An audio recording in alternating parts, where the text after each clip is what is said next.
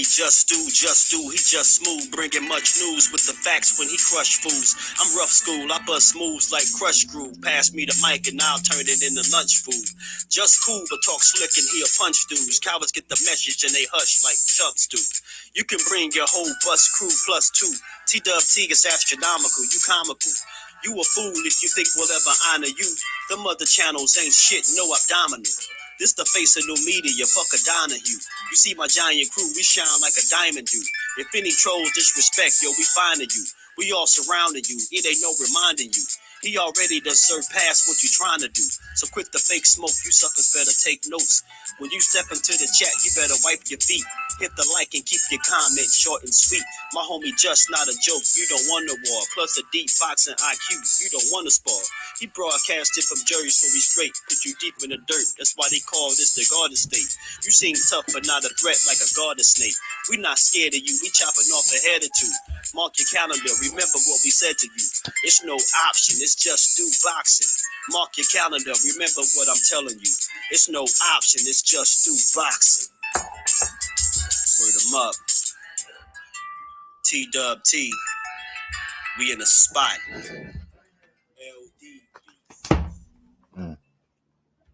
Salute. What's good with the family, man? Salute to us. My brother, Skills. Mr. New Orleans in the flesh. What's good with the Skills? How you feeling, Brody? Appreciate you for pulling up. 512 Big Texas. What's good, family? Appreciate you for pulling up, my bro. How you feeling, man? Appreciate y'all for pulling back up on this second live. Y'all know your boy said he gonna be active, so I got to stay active, man. 2 kings, now 3. You know, appreciate you, Skills, as always, man. Flossy Sports TV, my Brody. What's good with it, Brody? Appreciate you for pulling up. I think Rollie will beat Pitbull by split decision. Yo, we gonna talk about it. What's good, Mr. Aggressive? Eastside 512. Had your body. What's good with it, fam? Mark Nash, what's good with it, bro? Appreciate you for pulling up. Salute to all my family, all my TWT family. Appreciate y'all for pulling back up on the second live. As we all know, we know the news and stuff that's going around right now. You know, it's a lot of with the Terrence Crawford situation and Boots. Boots too. Boots in the mix. Earl, what everybody going to do. You know, I gave my spill on that. So I figured I'd come back this trip with something just that probably everybody ain't talking about right now. Get what I'm saying? So salute to everybody that's pulling up. And you know, I came across a couple interesting articles, man. I got my read. You know, your boy just did his homework, how I'm supposed to do it. And see some interesting things, man. I seen some talks about Claressa Shields and Savannah Marshall rematch. I heard some whispers about what Bullet Cromwell want for Rollie. You know what I'm saying? I hear they want Pitbull next. So you know, I'm like, man, we gonna talk about it, man. I'm gonna read these little articles too, man. But we're gonna talk about it. You know, everybody. I don't know if y'all heard, but I'm pretty sure y'all heard. AB supposedly has signed he said an 8-figure deal. He said 12 months, 3 fights, 8-figure deal. And then, you know, the news with Tank Davis and Ron Garcia supposedly having things almost worked out, and they agreed to a catchweight of 136. Why the 1 pound is beyond me, but we gonna unpack all this, man. We're gonna get to all this. I'm gonna start off by saying, man, salute to AB, yo. Big salute to AB, yo, for you know, I know a lot of people was writing him off. And you know, I see the comments. I always see it. It's something about AB when his name get brought up, especially if it's in a positive light. Somebody find a way to try to dim that light. You know what I'm saying? Like, I guess they keep judging him off his past. And I got you know, you gotta learn to let stuff go, let people move past their mistakes. And Broner is exact. You know what I mean? He fits the bill, man. That's the guy that just let him do what he doing. Either support him and salute him, or don't. You know what I'm saying? You ain't got to be in love with him, but the bashing of Adrien Broner to me is like low. You know what I mean? Especially if we all felt like this is a guy that needed help and things like that, then why would we be jumping on the bandwagon trying to tear him down? You know what I'm saying? BLK Prime could be something. If they do it right, hey, Flossie, hey, bro, they definitely could, man.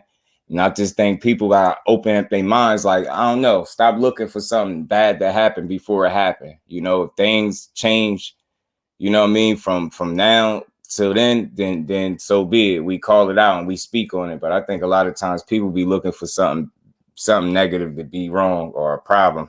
You know what I mean? And in reality is there is none. You know what I'm saying? So not as of right now. So we just gotta wait and see what kind of platform BLK gonna be. You know what I'm saying? We just gotta wait and see. I'm not ready to condemn them and say they're gonna fail and you know they ain't gonna do good. I don't even want to get into how much they worth and all that. We just gonna see. You know what I'm saying? As boxing fans, we just gotta wait this one out and see. And we ain't gonna have to wait too long because December will be right here. So that's gonna be the first card I'm guessing that they throwing on that platform. So we're gonna see how it all shake out. But again, you know, just to appreciate Lady Do as always in the building. Salute, Queen. Appreciate you as always. We gonna get into it, man. Rollie, so his head trainer, you know, Bullet Cromwell, he hoping for a fight with Isaac Cruz next, y'all. He said it'd be an easier fight than Tank, he believed. You know what I'm saying? So he felt like Isaac Cruz would be an easier fight. You know what I'm saying? He's trying to get his boy Rollie another fight. And he say we looking late this year, early next year. You know what I'm saying? He told the boxing scene this, so he's, you know, Bullet Cromwell's interested in making a Rollie versus a Pitbull Cruz fight. And I for one, I think that's a hell of a fight. I think already that you got two guys that's coming in there trying to, you know what I mean, blast the other one out with power shots. I mean, it's gonna be like two trains on the same track pretty much. And it's gonna be one of those type of fights where whoever landed the better shot first, you get what I'm saying? Whoever landed better shot first is going to be the one that got the real chance at winning. I truly believe that. But we do need a fight. It's been a while since his soul left his body. Yeah, it's been a while since he had that out-of-body experience, y'all. I don't know if y'all seen Rollie, but Rollie out vacationing. He getting chubby. He diving in the water. Rollie living life right now. It's good to see. I ain't even mad at him, man. I ain't even mad at him because when it come time for him to fight, I know he gonna be in shape.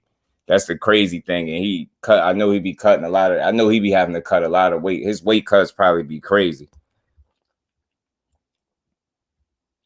But yeah, that's where he looking. That's where they looking. They looking in Pitbull direction, man. And you know, they saying Rollie took his little setback, you know what I'm saying, against Tank. And you know, Bullet is saying they'd love to rematch. But if we don't get that, we looking at maybe someone that will want to fight us, which is not really a lot of people that want to fight Rollie. I mean, for good reason. And too, I mean, shit, what is he? Risky. He kind of risky. High risk, low reward type of situation, man. Because Rollie is going to be in there with nothing to lose. So that's going to make him dangerous for sure. This fight will be action-packed. I'm telling you, I think from the opening bell, because you know Pitbull going to bring it. And I want to see how Rollie deal with somebody that's smaller than him that's going to be trying to be in his chest. You know what I'm saying? One thing about Pitbull, you could guarantee that he is coming to fight. You can guarantee it, yo. Make no mistake about it. That man going to come to fight. And Rollie is going to come to do what he do. You know what I'm saying? Pitbull never been knocked out, as we all know. He only got the 2 losses and the 1 draw. Got 24 wins, 17 big knockouts. That fight would no doubt deliver. I don't see why we can't get it. And again, man, Rollie ain't got nothing to lose. He need to get back on the winning side of things. He need another fight. Pitbull need to fight somebody else instead of calling for Tank. You know what I mean? Show us that you deserve a Tank fight by continuously beating people and being impressive doing it. And with these 2 knockouts that he got since Tank, I mean, the knockouts themselves have been impressive, but the performances haven't been, if that makes sense. So the end result of the knockout, him getting a knockout, you know, he blitzed Gamboa. He did him real bad, knocked him out. You know what I mean? But the performance was sloppy. Then he turned around against Eduardo Ramirez, knocked him out brutally, but the performance was sloppy. So the jury's still out on Isaac Cruz for me, man. I know he had Pitbull like his name suggests, but he got to show me something. Heavy Bag, what's good with it, bro? Appreciate you for pulling back up. How you feeling? Oh, he said Does BLK Prime connecting with content creators to make fights motivate you as a content creator commentary? You know what? It all depends on how you looking at it, heavy bag. Like for me, I just want to be optimistic. I don't want to be a pessimist in this situation and just assume the worst. But I ain't gonna set my hopes too high. I'm gonna be somewhere right in the middle, hovering right in the middle. So despite however anything play out, I won't be caught off guard too much by it. So my mind is open. I'm feeling like anytime there's a honest attempt to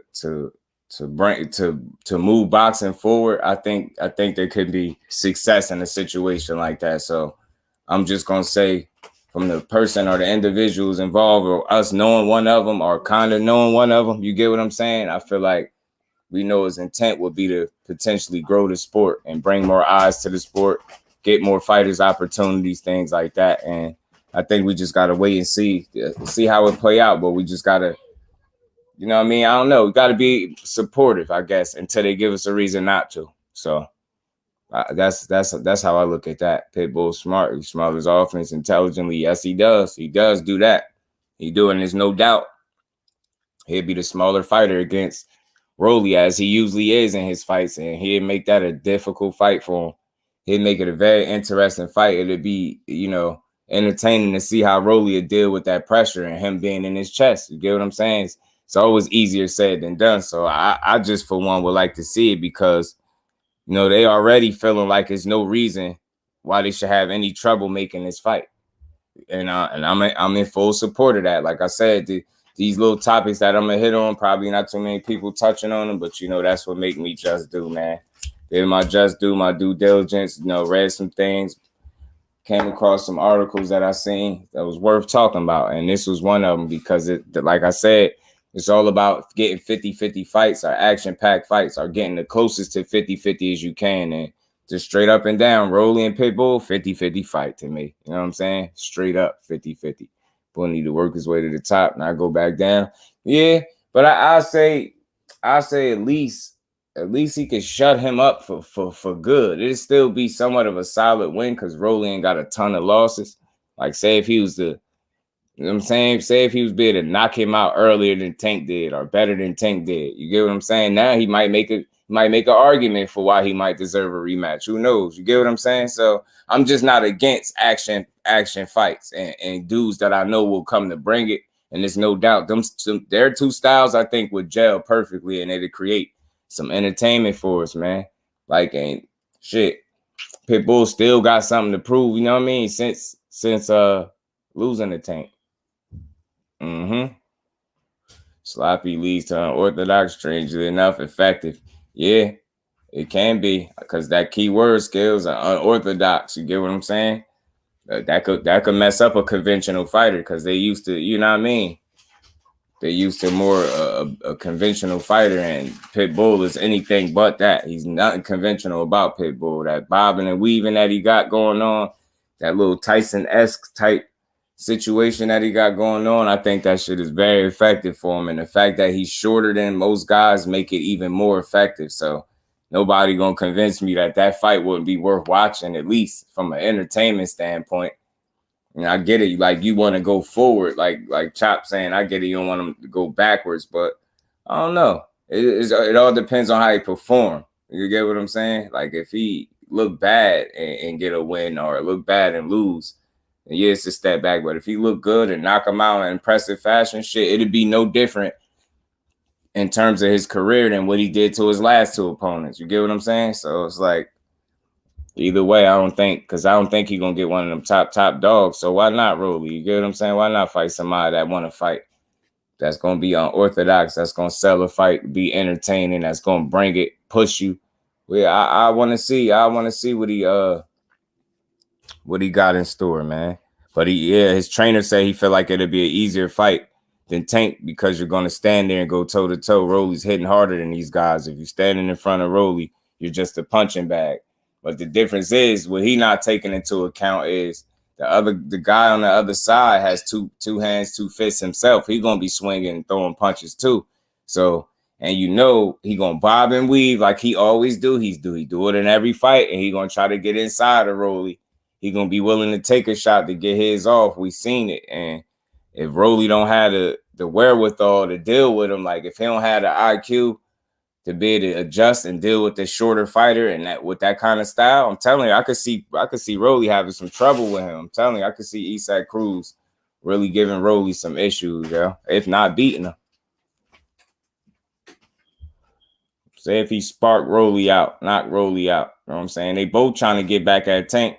What better way than to make them fight each other? You know what I'm saying? And see what happens. I ain't against it. That's all I'm saying. I'm just not against them getting in there, mixing it up with each other. I watch it for sure. You know what I'm saying? I think it'll be entertaining. I think people will tune into it for sure. You know what I'm saying? But it'll definitely be a good fight for sure, man. But yeah, that's what Bullet said. But yes, sir. Fate was good with it, Fate. Salute to you, Brody. Appreciate you for pulling back up. Pitbull knocking him out, y'all. I could see it, Chop. I could see it too. Yeah, Fate, far as the rematch, I'm going to read that too, because I'm going to read, another article to y'all from with Claressa Shields situation. And again, man, I'm just not against good fights. Because I feel like often too many times, we just don't get, you can never have too many good fights. You get what I'm saying? And if one of those fights happen to be a rematch, I'm not against it, especially like, Savannah Marshall, she lost definitely. And you knew who lost, but I think she competed at a high enough level where people would entertain a rematch. Drew, what's good with it, Drew? Appreciate you for pulling up. What's good with you, bro? I don't think people would be against it. And get this, though. This is the kicker. This is why I even felt like it was worth talking about, because I'm of the mindset that you already seen she had to chase Savannah Marshall across the pond to get that smoke. She really had to go over there and do it. And you see where her last two fights was at. So she got the people over there cheering for her, you know what I'm saying? And they ain't had no choice but to appreciate you, Drew. Appreciate you. Don't work too hard over there, Brody. Just wanted to come bring these little topics to y'all, chop it up for the second time today. So I appreciate y'all pulling up. Y'all smash that like button, man. But yeah, I'm gonna read this little article and shit. This came from Salita Promotions, who promote Claressa Shields. That's her promotional company. So they saying Shields rematch with Marshall should happen within the next 12 to 18 months. But in the US, y'all, in the US this time. So reason why I say that's good, not only because the fight itself was good. The fight was good enough the first time to want to see it the second time, even though we all feel like we know who will win, but it's still good enough.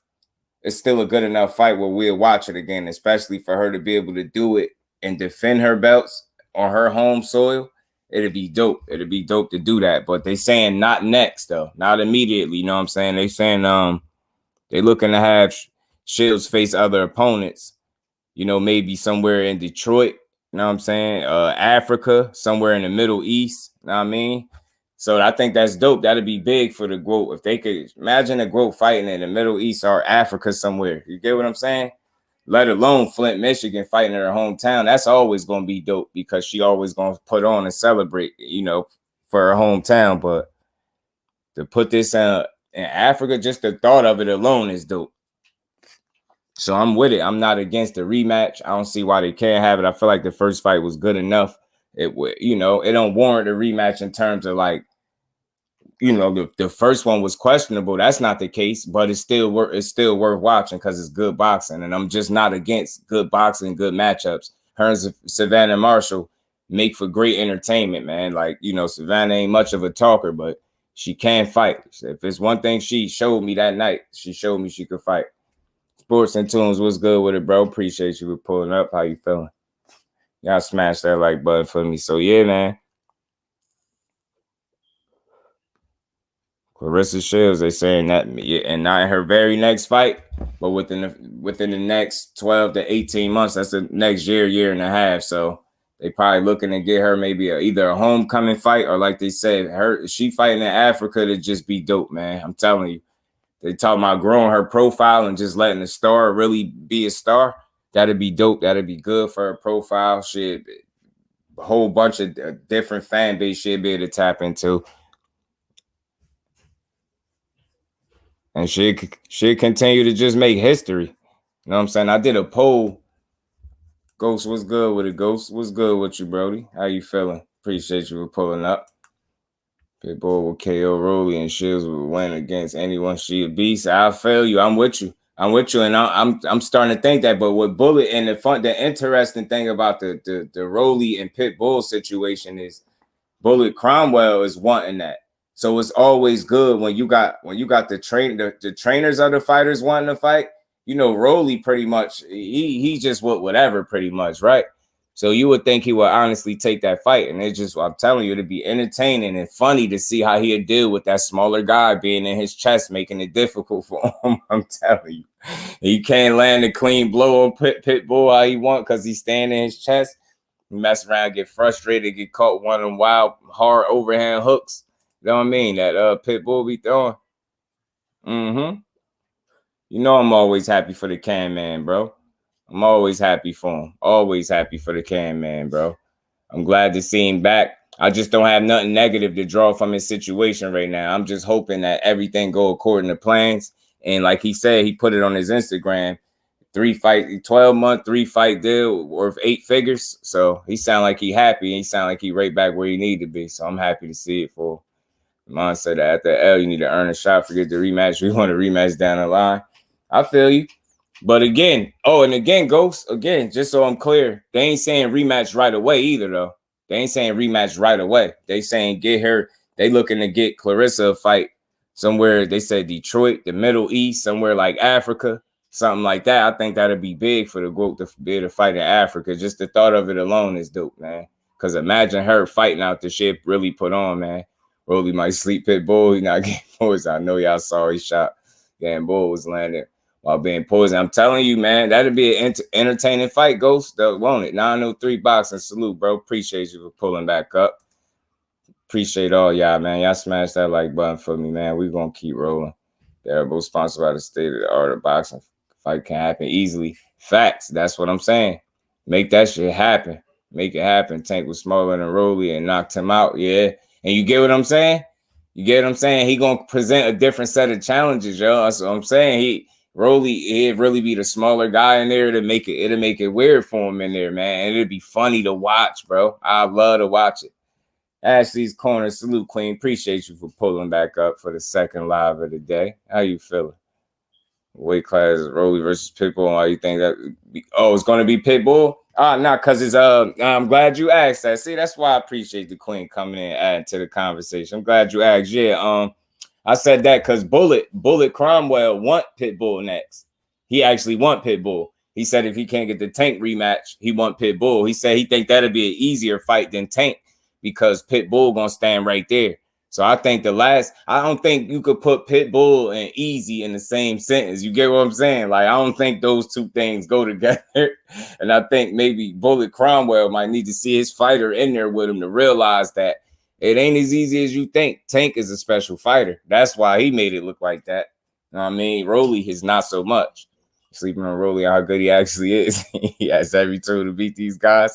He might do. Mike Kirkland, what's good, my bro? Appreciate you for pulling up. How you feeling? So you gonna take Rollie? I ain't mad at y'all, but see, y'all see why your boy just bring these conversations to y'all. Ain't like I pulled it out of thin air. You know what I'm saying? I just read y'all the article. Bullet Cromwell.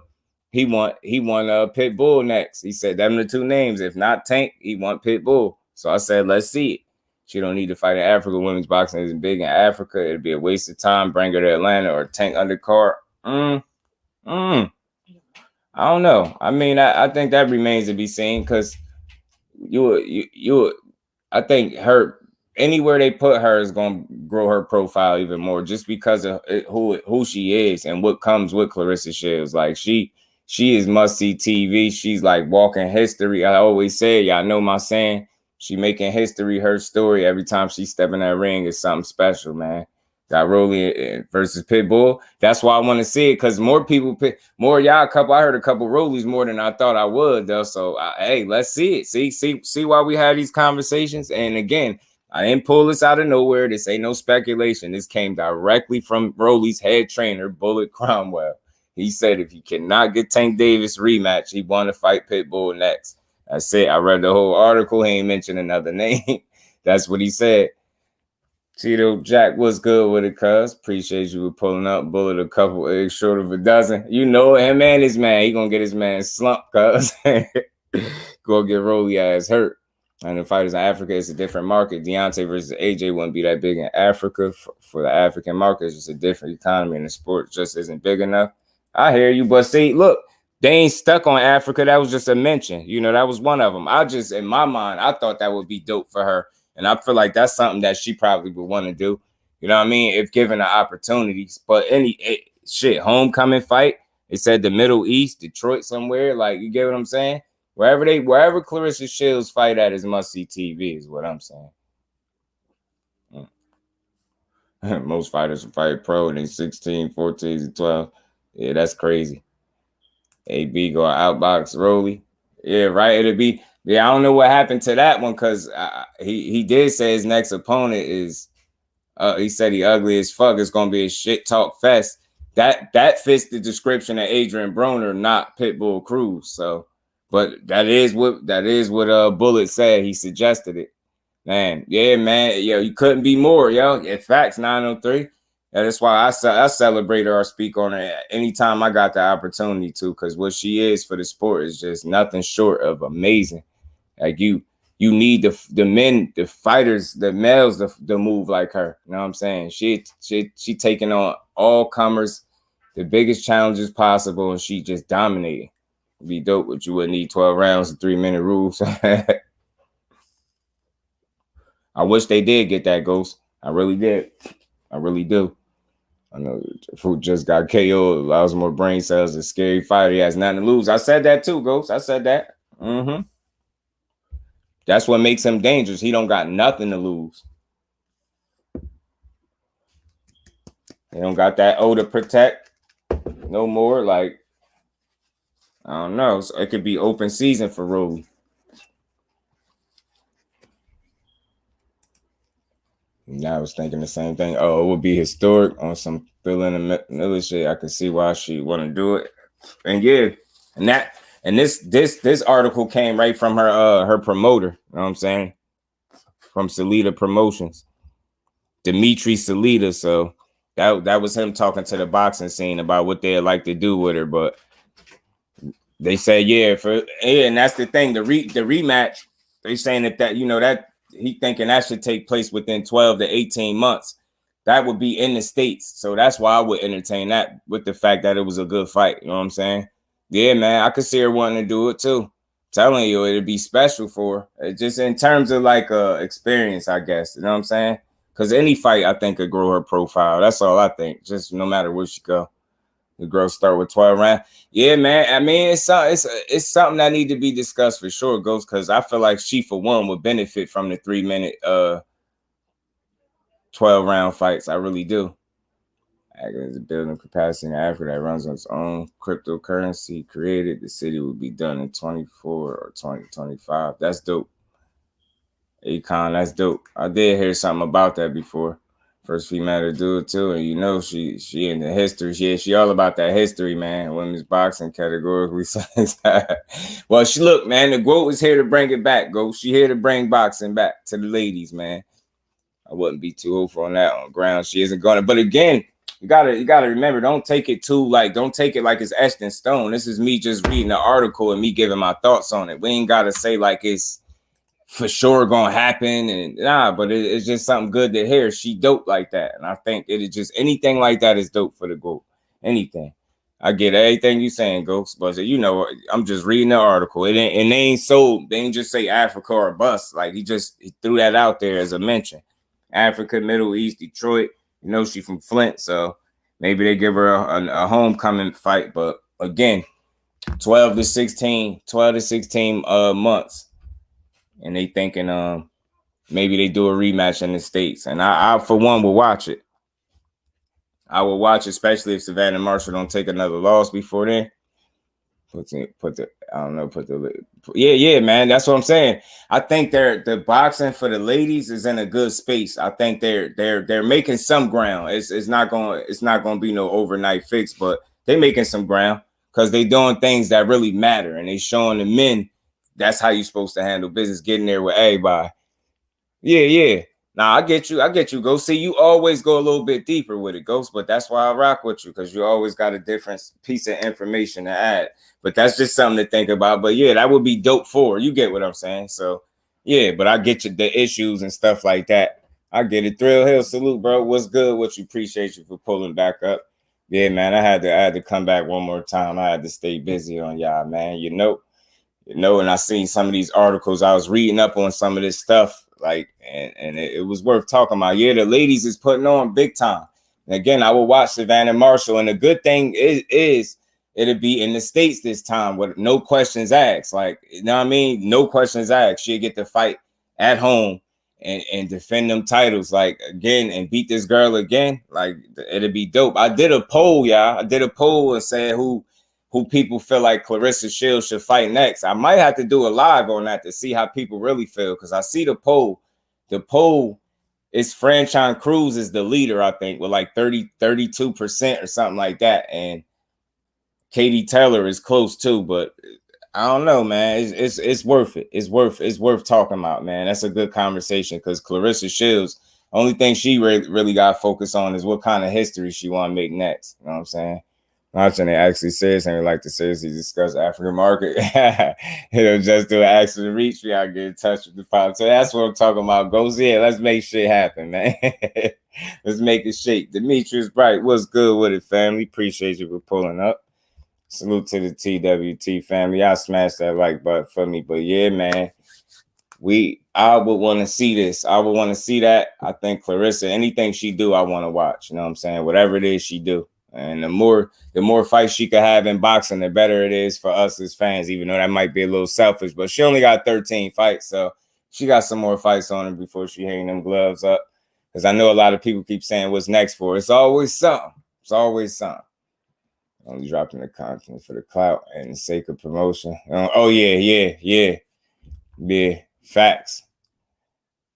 Like button didn't stand a chance. That's what I'm talking about, my bro. Y'all smash that like button, man. But yeah, that came straight from Dimitri Salita, man. So let's see what the next 12 to 18 months hold for Claressa Shields. You know what I'm saying? And like I said, just to be clear, it's not set in stone. Africa was just something that he threw out there. You know what I'm saying? And the rematch is not to be said next. Like, they want to get her a fight in between, but they looking to revisit that rematch in the States. So I, for one, like I said, I want to see it. I'll support it. It's Claressa Shields. Anytime you got an opportunity to see her fight, especially somebody that's, make for good TV, her and Savannah Marshall bring the best out of each other. I truly think that. And just a good thing that, Claressa's best is more than enough to beat Savannah Marshall. So I wouldn't mind watching it again.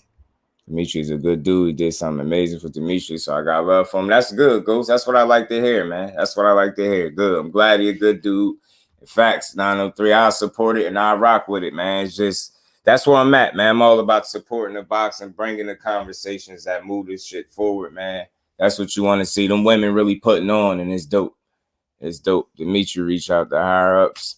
PBC to make Demetrius versus Benavidez. That was beautiful to see. No one else did that for him, because they know Dimitri is wanted that smoke for real. 8-1 Hoop Zone. What's good with it, my bro? How you feeling? I see you grinding. I see you pulling them videos, pumping them videos out. Salute to you. I checked them all out. I think I'm up to date. Salute to you, bro, for the predictions and the updates, man. For y'all basketball heads, go check my bro 8-1 Hoop Zone out if y'all haven't, man. Fuzzy Pants, what's good with it, man? Appreciate you for pulling up. Man, I don't want it again, but kick her ass again. Chat facts, yo. She might want a rematch, She might be interested, but again, so I'm clear with y'all. This came from, the promoter, Salita Promotions, Dimitri.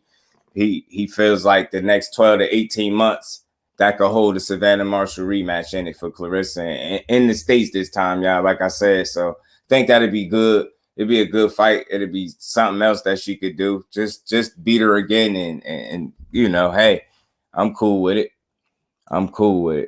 Sadly, Dimitri's dealing with a fighter media blackball, so he can't do much for Demetrius either. That's crazy too, man.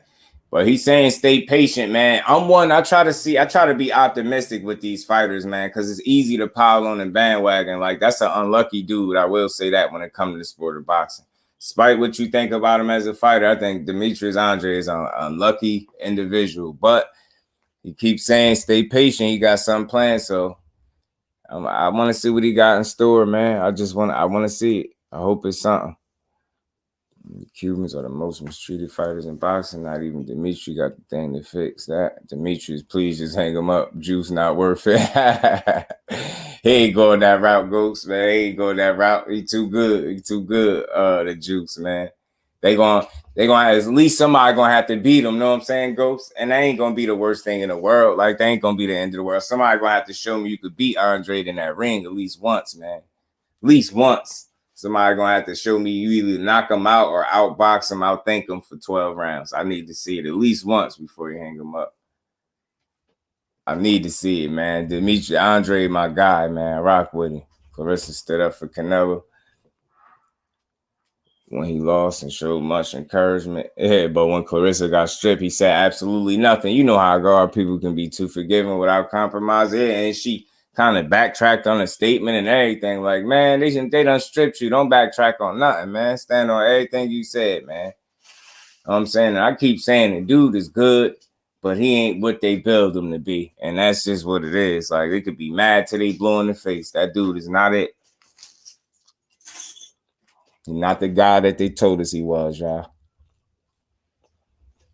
They were ducking Demetrius Andre on that December 2022 card. Or even one. That's sad. You know you ain't gonna really see that, though. You ain't gonna really see it. She compromised her statement. She did. She did. She did for him. And he wouldn't even dare speak out to her. They out here stripping her. When they saying by their rule, they supposed to call the fighter and get confirmation of what the fighter going to do next, like what their future plans are before they strip them. And all they had to do was give her that same phone call that they was talking about and simply ask Claressa, what you plan on doing? Do you plan on defending this belt? Because she said she'd do it. She said she had no problem defending that belt after she beat Savannah Marshall, but they just went ahead and stripped her.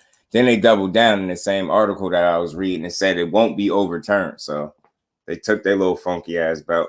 But it's okay because she got a trophy case full of them. It's all good. And they gave her an extra belt for beating Savannah Marshall up. She got a Queen Elizabeth belt. That's a pretty nice looking belt on her too. So it's all good.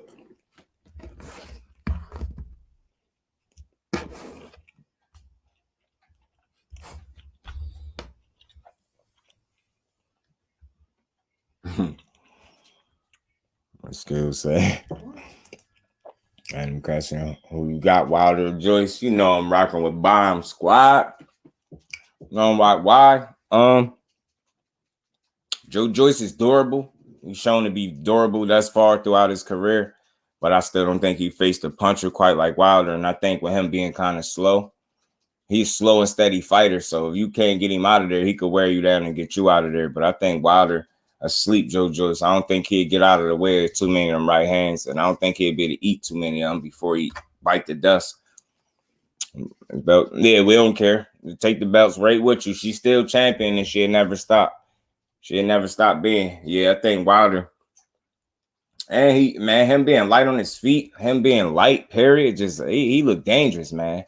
Wilder looked dangerous. But he can't let Joe Joyce, because Joe Joyce he could wear you down, man. Joe Joyce could wear you down. But I'm gonna rock with Wilder until somebody show me besides Fury that they'd be able to take that right hand. I'm gonna always, especially when it's somebody that I think ain't gonna be able to really get out of the way of him. Man, belts make you a title champion, something deeper and bigger than the title holder. Facts, man. It's the quality of opponents that you have on the resume. To me, you really want to talk about champion for me, because it's like the hell with them belts at the end of the day, because they give them too much credit, because it's first off, it's just too many of them to begin with. Usyk accused Joe Joyce of ducking him. Joyce's team made us. Oh, this is Usyk team saying this. Joyce's team made us an offer. The offer was unsuitable, so we made a more viable counter offer. Joyce shouldn't think too much of himself and fall in line with everyone else, I'll be the one making the final decision. Yeah, we're gonna see. Well, go ahead and make it. Scale, so you got Joyce. I feel you. Joyce is a adorable dude, man. Joyce got that Earl type relentlessness. Yeah, he throw a lot of punches, come forward. He shown a hell of a chin thus far. I see why you would pick him though. Yeah, Ghost. I see it. I read it. Yeah, they crazy, huh? Let's see, man. Throw him in there, man. All that ducking, throw him in there. I can't wait to see this Regis and Zepeda, man. They got me amped. I ain't gonna lie. Regis and Zepeda got me wanting to watch that one. Joyce is a hype job. You all will see. You don't like Joe. You don't like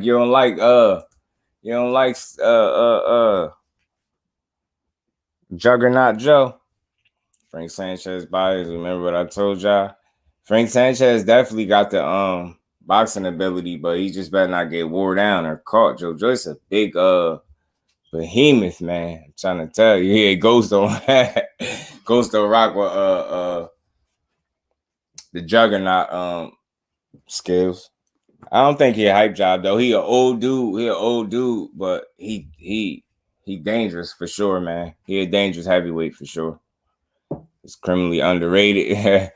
Yeah, man, because it's the attributes. Like he got some weird athleticism. You get what I'm saying? He's weird with it. He's like he's a little robotic, but he just throws so many punches, and he be there, man.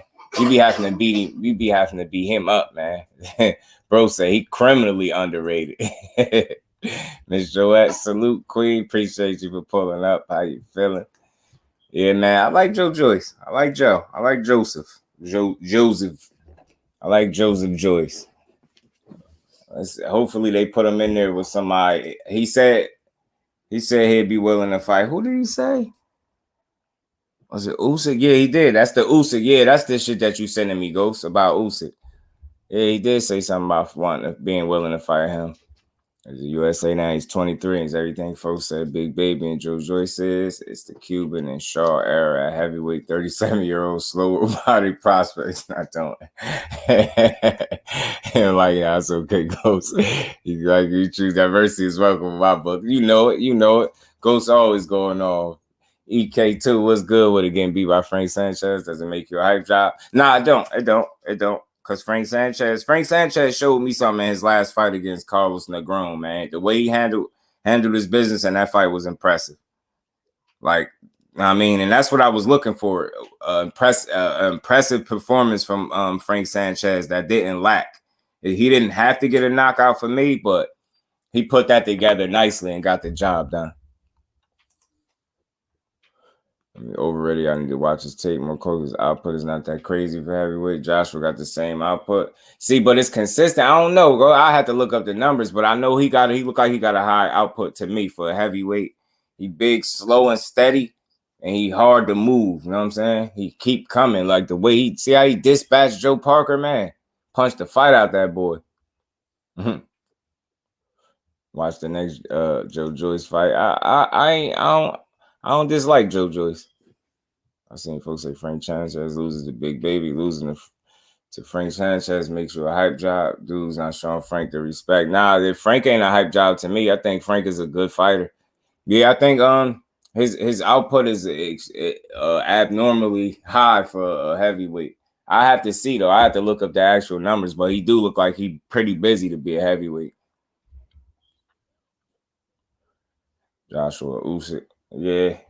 I'll look it up. I know you be on it, Ghost. I'll look it up. But I still think you don't think he got a decent output at least? Like, I think he got a good output, for a heavyweight. And the fact that he hard to get out of there, like, ain't nobody been able to do it. I seen Usyk outbox him.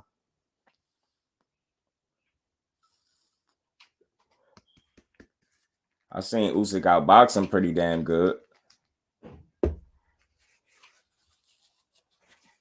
Sure.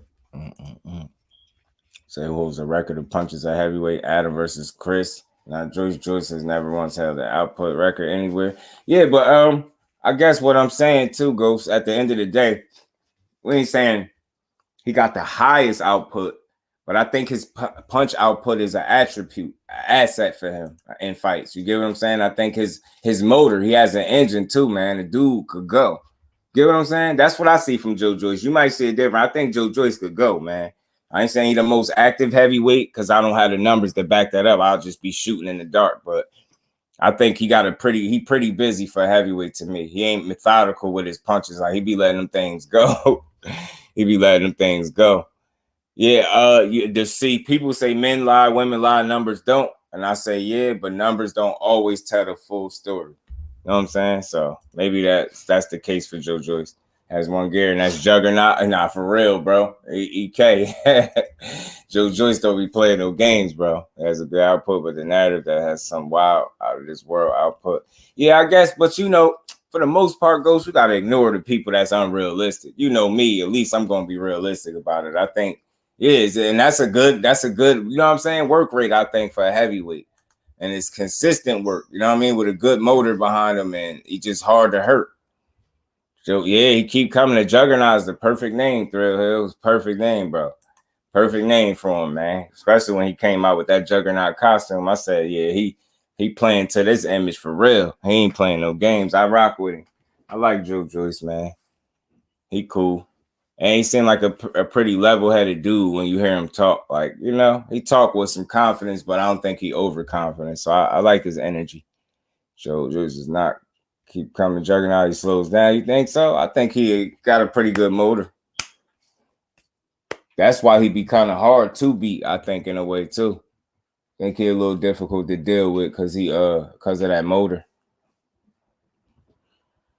Where like he throws sometimes in spots where his opponent is not throwing for sure. You know what I'm saying? So I don't know. It's tricky with Joe Joyce. I like Joe though.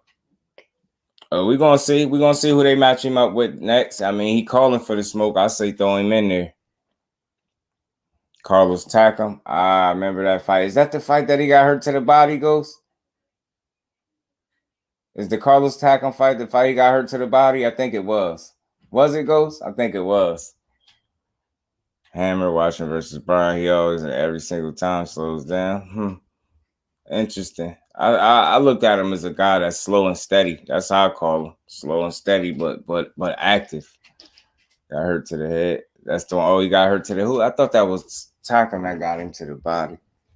Who the hell was that? I had to go find that clip, yo. AB, my bro, what's good with it, AB? Appreciate you for pulling up. How you feeling, bro? Just had to come back for a second time today, man. I had this conversation with y'all, man, with y'all good folks, man. So let's hope Pitbull really get an opportunity at Rollie. Let's hope they go in that direction. I say why not? I don't see why not. I ain't against it, is what I am saying. You want to put Rollie's Romero's in there? Go ahead and put him in there then, Chief. Let's see him get punched on. And Brian hurt him to the body bad, and him versus Carlos Takam got tagged pretty often and hurt. It was Carlos on a 4-week notice with COVID. Yeah, that was crazy. Joe Joyce is the next heavyweight champion. Okay, period, man. Brody got high praise for ain't nothing wrong with that though. Like I just don't shoot perspectives and point of views down because I think he really had things. He has some qualities about him that could be the reason he win fights. You get what I'm saying? And the first thing that stand out to me is he's just like a adorable dude with a pretty good engine, with a good work rate. You get what I'm saying? A good work rate. I don't want to exaggerate it, but I think it's solid. It's slow and steady. That's what I call it. Slow and steady. You get what I'm saying? But it's definitely above average for sure. Saying he's a bad fighter or a bum, he isn't. He's an amazing good fighter, a solid B class. He can beat a lot of guys, but he's missing that it factor to me. He's very beatable. Now, I get what you're saying, C, but I get what you're saying there too, Ghost, because when I seen that fight with Usyk and I seen the way Usyk boxed him, you were able to see his deficiencies get put to the forefront because Usyk was able to exploit where he wasn't good at. You get what I'm saying? He was able to see that, but again, even with that, he's just a slow and steady dude, and everybody ain't as disciplined and as good as Usyk. You know what I mean? It's skilled, so stats equal learning phase. Yeah, he got it. Yeah. And he old, but he, the heavyweights, they mature different. So Once him becoming a world champion, unless Frank Warren takes the Fury route and matches him with the perfect and right guy who happens to have a belt. As for the elites, he ain't that. You don't feel like he elite? Yeah, I get you. He still got to show some things, but I say he definitely he's just making his way. You get what I'm saying, Ghost? He's just making his way. He's just making his way right now. And I ain't saying he's not beatable, but he's gonna be a tough dude to beat.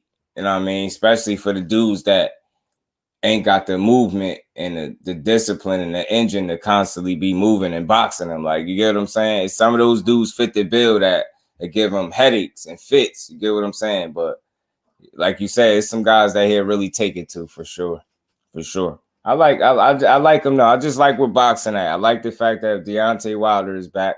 I like the fact that already they trying to match him up with Andy Ruiz, like that's supposed to mean something. I'm ready to see all of it, man. Anytime Bomb Squad is back is always a good thing. Get the whole heavyweight age, but this new era is under 30 and athletic. We are seeing a revival with these amateurs turning pro. Early age will soon become a factor. Yeah, man. Yeah, I can see that too, Ghost. I can see that too. I can see it too. People getting in there younger, they getting exposure earlier. They getting taught right. You know what I'm saying? So that just make boxing better, because the more young, fresher talent that come in and they actually talented and not hype jobs, the better product we get, the better fights we gonna get moving forward. And I'm always for that. I'm always for it. I'm try to go back to the 1900s and 2000s. Old heavyweights had some success, but they were never elite because elite athletic guys were present. Yeah, man, you got some young. I feel like Big Baby is on that path, Ghost. Like, CZ, you might not think like that. I feel like Big Baby is on that path. And I'll just be wanting people to be clear. I don't talk about these fighters in an exaggerated fashion like other people do. They be super, super excited. Like, I just think Big Baby, where he at, 22 years old, he's ahead of the curve, and it's safe to say if he continues to add to his game and improve and get better, he's gonna be hard to beat. That dude gonna be around for a while. I think Big Baby Anderson, Jared Anderson, I think gonna be around for a while. I think the more opportunities Big Shot Shaw get, the more people gonna know him. I think that too. You know what I'm saying? I just want to see it. I hope they all get their opportunities, man. I do. Back to the 1990s, 2000s, older heavyweights had some success. Oh, yeah, I read that. Amateur win doesn't guarantee a win in the pro. Yeah, 10 years ago, absolutely not. No. Yeah, but if there was a fight today, though, I'd pick Usyk again. I would, because I think Usyk still is that same skill set. He did it before. I feel like he'll be able to do it again. Like, I think his best chance with Usyk could be to stop him.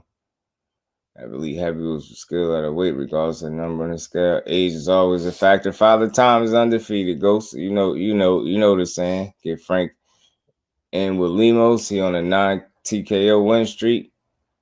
Hey, man, let's see it. Yeah, Big Baby, bro, he a threat. I think so too, Skills. I like him. He's going to be a champion. I think so too. So everybody start thinking they overdoing it. They compare him to a prime Riddick Bowe. And again, Ghost, you got to always consider this, especially with sports. People be prisoners of the moment. Emotions be high. People just, you get what I'm saying? That's why I call myself Just Do. I try to be straight down the middle with it, man. I give you your just due, and I don't overstate it, but I don't slight you when I give you your just due. So I think he a very skilled, young, talented fighter, and he in a good position right now. He in a fortunate position. If he continue to build on the things that he has right now, he's gonna be hard to beat, man. That dude is gonna be hard to beat. He athletic, he's solid, he got good punching power, he learned well, he make good adjustments. Like, the dude is smart, man. I like it. I like Big Baby. And he got some style with him in there too. So he ain't no boring guy. I like him. I like him. I want to see what this is. I want to see what the future holds for him and people like Big Shot Shaw. Because I don't feel like enough people know about Big Shot. To keep up with Danny Apparel. Oh, yeah, I've been hearing that name too, Ghost. You think folks saying guys like Big Baby are, no one's going to fight him. I got to look him up ASAP too. Baby's the future for you guys at heavyweight. I think so. I think we could have another future potential American heavyweight champion in that kid, man. I do. To Prime Ortiz, he's a heavyweight, similar middleweight feet and heavyweight power. Sheesh. That's high praise right there. Goes. I'm gonna have to check him out though for sure. Because being anything compared to a Prime Ortiz is high praise too. Because Ortiz very very intelligent fighter, man, and just hard to beat. That's why people wanted to wait him out till they start fighting him. It pisses me off, but we know what it is. They arrived at the Olympics in 2020, which everyone was complaining about. You know, a lot of times, Ghost, what I be noticing too about those dudes that get robbed in the Olympics, especially when they turn pro, they be hitting the pro scene with a vengeance, man. They end up turning out to be real good because you know they got robbed of a medal or their opportunity, and they end up taking that shit and getting better because of it. So he probably gonna be one of those dudes. He's solid 6'4.5", you know, like 23 years old. He's a few months younger than Big Baby.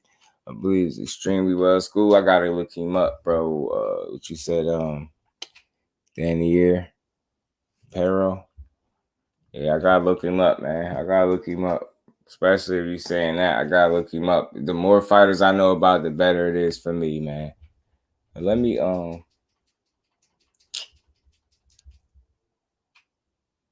But yeah, man, just to wrap up on these topics. Hopefully Bullet Cromwell get the Pitbull Cruz fight that he want, man. Maybe those two dudes fight each other and see who really deserve a shot at Tank, or at least to be considered to get a shot. Because right now, I don't feel like neither one of them deserve a shot. And I ain't even saying them beating each other gets them the shot. But I say that's a fight that's worth having.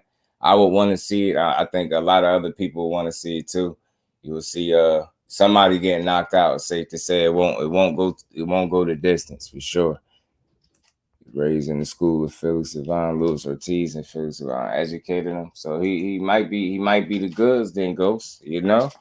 Might be the goods. And if Savannah Marshall and Claressa Shields rematch from 12 to 18 months out, I'd love to see it, especially in the States. Claressa has just beat her up again, make more history. But in the meantime, they're going to try to get a fight in between. So I'm going to be looking out to see what they do with her. I might even get into Tank and I don't know what's up with Tank and Ryan Garcia, but I hear this January date. I hear an official announcement supposed to be coming, but I heard they looking to fight somewhere in January or something like that. I don't know how accurate that is, but I'm hearing that. I'm hearing they allegedly agreed to some catch weight of 136, wide of 1 pound. I have no idea. That's foolish. That don't even make sense to me, but whatever. I'm saying I think that just make it better for Tank, to be honest with you. So I think Ryan Garcia, if they finally fight, he's in trouble. He will finally take the nap that he so desperately needed since he started his pro career, man. I'm saying I think Tank, straight up, I hear people saying Ryan is talented, he got all these skills, and he's dangerous. I admit that he's dangerous and he's talented, but I don't feel like he got a ton of skills. I feel like he has some skills. Obviously, you know what I'm saying? But the more obvious ones is the speed and power. But I feel like at the elite level, which Tank is operating at, the elite level, I think you're going to need more than power. I always say that. I'm not saying he only got power, but he don't got more skill than Tank. Straight up. He just don't. Got an idea for Savannah about she moves up to 68, get a belt there, and Claressa schools her at 168. That's cool. You know who ran down on her too though, Ghost? Franchon Cruz. Franchon Cruz, like she said to her after the fight, what's up about a fight? And then she ran down on Christina Hammer too. Franchon Cruz want that smoke. Talent without hard work and work ethic is a wasted talent. That's Ryan Garcia. Facts. And I think because of that and his lack of discipline and commitment to the sport is going to be the reason that he take that nap against Tank. Other than the fact that he obviously not even better than him, but I think he gets slept. And it's going to be ugly too. I think it'll be ugly. Thought Marshall was on a no-fly. Yeah. So you know what, Thrill Hill? But that's probably why they said another 12 to 18 months, bro. That's my thoughts. That's why they said another 12 to 18 months. You know what I'm saying? Maybe some stuff will be squared away by then if you get their drift. You know what I'm saying? That's the fight. I'm just trying to get her in. Just yeah, man. I'll watch it. Hell yeah. How about Savannah go find Undisputed at 168? Bring something worth the go time. Yeah, go fight Fran Chon with it. She running down on people. She is the smoke, and she got the belts, and she's still running down on people. If that ain't hunger, I don't know what that is. That's commitment. She confident in everything. She want real smoke, and she ain't selling no wolf tickets either. So she really want to fight. At least Ryan willing to get in there with Tank, unlike some of the fighters on the news. Yeah, I hope he is though, Mike. I hope so. Please, 136 if it gotta be, but which I don't understand. That's a strange weight. 1 pound, bro. Boy, you might as well have maybe 135 for all that nonsense. 1 pound, bro. Going to sleep either way. I don't know what you're trying to have a 1 pound built-in excuse. It ain't gonna work. Everybody know that nap is on the menu for you, man. That nap is on the menu. You get in there with Tank. I think he sleeps in about 7, maybe early. Maybe earlier. Clearly got Tank, but Ryan Speed is unusual, actually dangerous with discipline packs. Yeah. Facts, a devastating punch. Yeah, he pack a good punch. But I think Tank could be smart and time him. I think that's what he'll use, his IQ. You'll see. I think, and that's what it trumped that speed. Tank got cat-like reflexes, and he got great timing. You get what I'm saying? He picked his shots very well, and he's good at picking up on patterns. And we know that Ryan Garcia is a man. You know, I want to use the word basic. He does things the same way over and over again. Like if you ever watch Ryan Garcia fights, like look at the fight where he fought Manuel to go. He liked to shoot the same combinations over and over again. We know Tank is real good at picking up on habits. And if you're going to just do the same thing over and over again, he's going to pick up on it and he's going to time you. I truly see that. That's how it play out for Ryan. I can see Ryan Garcia landing some good shots on Tank. I can see it. But I could also see him, Tank figuring him out, closing the distance, the gap, and timing him in between one of his punches or something and laying him out cold. Like I could really see it. Chin in the air and all. Ernie Shea was the hardest puncher of his time and had some skill. He was never a world champ. That's for Ryan. Yeah, and he ain't even going to be known as that and get that far. You know what I'm saying? Because he lacks the discipline and the commitment. I truly think that's his 2 biggest issues. Or 3, complacency, lack of commitment, and lack of discipline. You know what I'm saying? That's the 3 things for Ryan Garcia. I think that's going to hold him back. Complacency because his stomach is fed already. They've marketed this guy so well outside of the sport that he's made money. So I don't think he's as hungry as he should be because he ain't necessarily fighting to change people's lives. He already probably at the point where he's done that or can do that or is doing that. So it's that. He's just not fully committed because it seemed like he's more cool with being popular than great.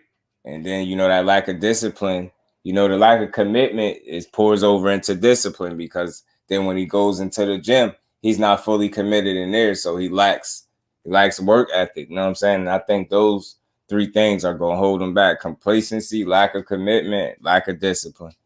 You know what I'm saying? That's it. Just being too comfortable being who he is. On paper, Ryan has all the attributes to win: reach, taller, power, speed. Yeah, on paper, facts. And it's crazy that it's just paper. That when we's glad we could say that with that. Talent without hard work makes talented journeyman. That's all I know. Yeah, end up being a talented or a dude that could win some fights and probably didn't lose a whole lot, but you ain't challenged yourself against. You ain't win the fights you could have won if you would have applied yourself. You get what I'm saying? We've seen so many fighters, so many rounds over the years. He doesn't have the IQ, the coaching, the ethic, and the discipline to be great. And then when you got the coaches goes telling him, saying shit like he'd go the rest of his career undefeated. I guess if he never fight a world champion or he get to the elite level, yeah, he could go the rest of his career potentially undefeated. But I think even that will catch up to you after a while because it's going to be somebody that's going to be hungrier than you because I'm telling you, I always say this, when you don't challenge yourself accordingly and you are complacent like that, you are bound to lose. Like you are bound to like meet your doom sooner or later. Because the less you challenge yourself, the more comfortable you get, the more you expect to be able to beat these guys. They put you in there with dudes you're supposed to be able to just walk through and you do it. So then you you establish comfortability, complacency, and these bad habits because it works against a certain level of opponent. Then they put you in there with a guy that's either that same level or slightly higher than the norm, but is as hungrier than you, or just as hungry or hungrier than you, and you end up getting upset. We see it all the time. We speak of amateurs, Ryan has wins over there. Yeah, right. It's crazy. Tank most likely wins, but hey, got to make this shit interesting. Yeah, it'll be fun. It'll be fun to see. Robert Garcia isn't a great boxing coach, but he could make Ryan something. The one Ryan really needs is Ishmael Silas. Ryan called up the House of Fundamentals. I know you see Bam Bam and Robisi. Yeah, them dudes dangerous. Hugh G, what's good with it, bro? Appreciate you pulling up on a recent back and forth with Eddie Hearn and AZ regarding the Conor Ben testing. I've seen some of it, and I just think at the end of the day, it gotta be some self-accountability on their behalf. They can't just keep coming across as the guys that's defending them. They gotta find a way to be able to admit to some type of wrongdoing, or they gotta create a situation where they inform people and allow people to understand, or make people understand that they hold themselves accountable for something going wrong, just whether it was intentional or not. That's number one. I think that's where they got to start at. And until they do that, they always gonna make themselves look bad. It's like a losing argument because you're trying to argue for a guy that, like, you know, just has something in his system that he ain't had no business having in there. So it looked funny for him to keep trying to go back and forth and defend him. You know what I mean? And Eddie Hearn was willing to try to push the fight through, saying he don't see why it's any reason why the fight shouldn't have went on. It was weird.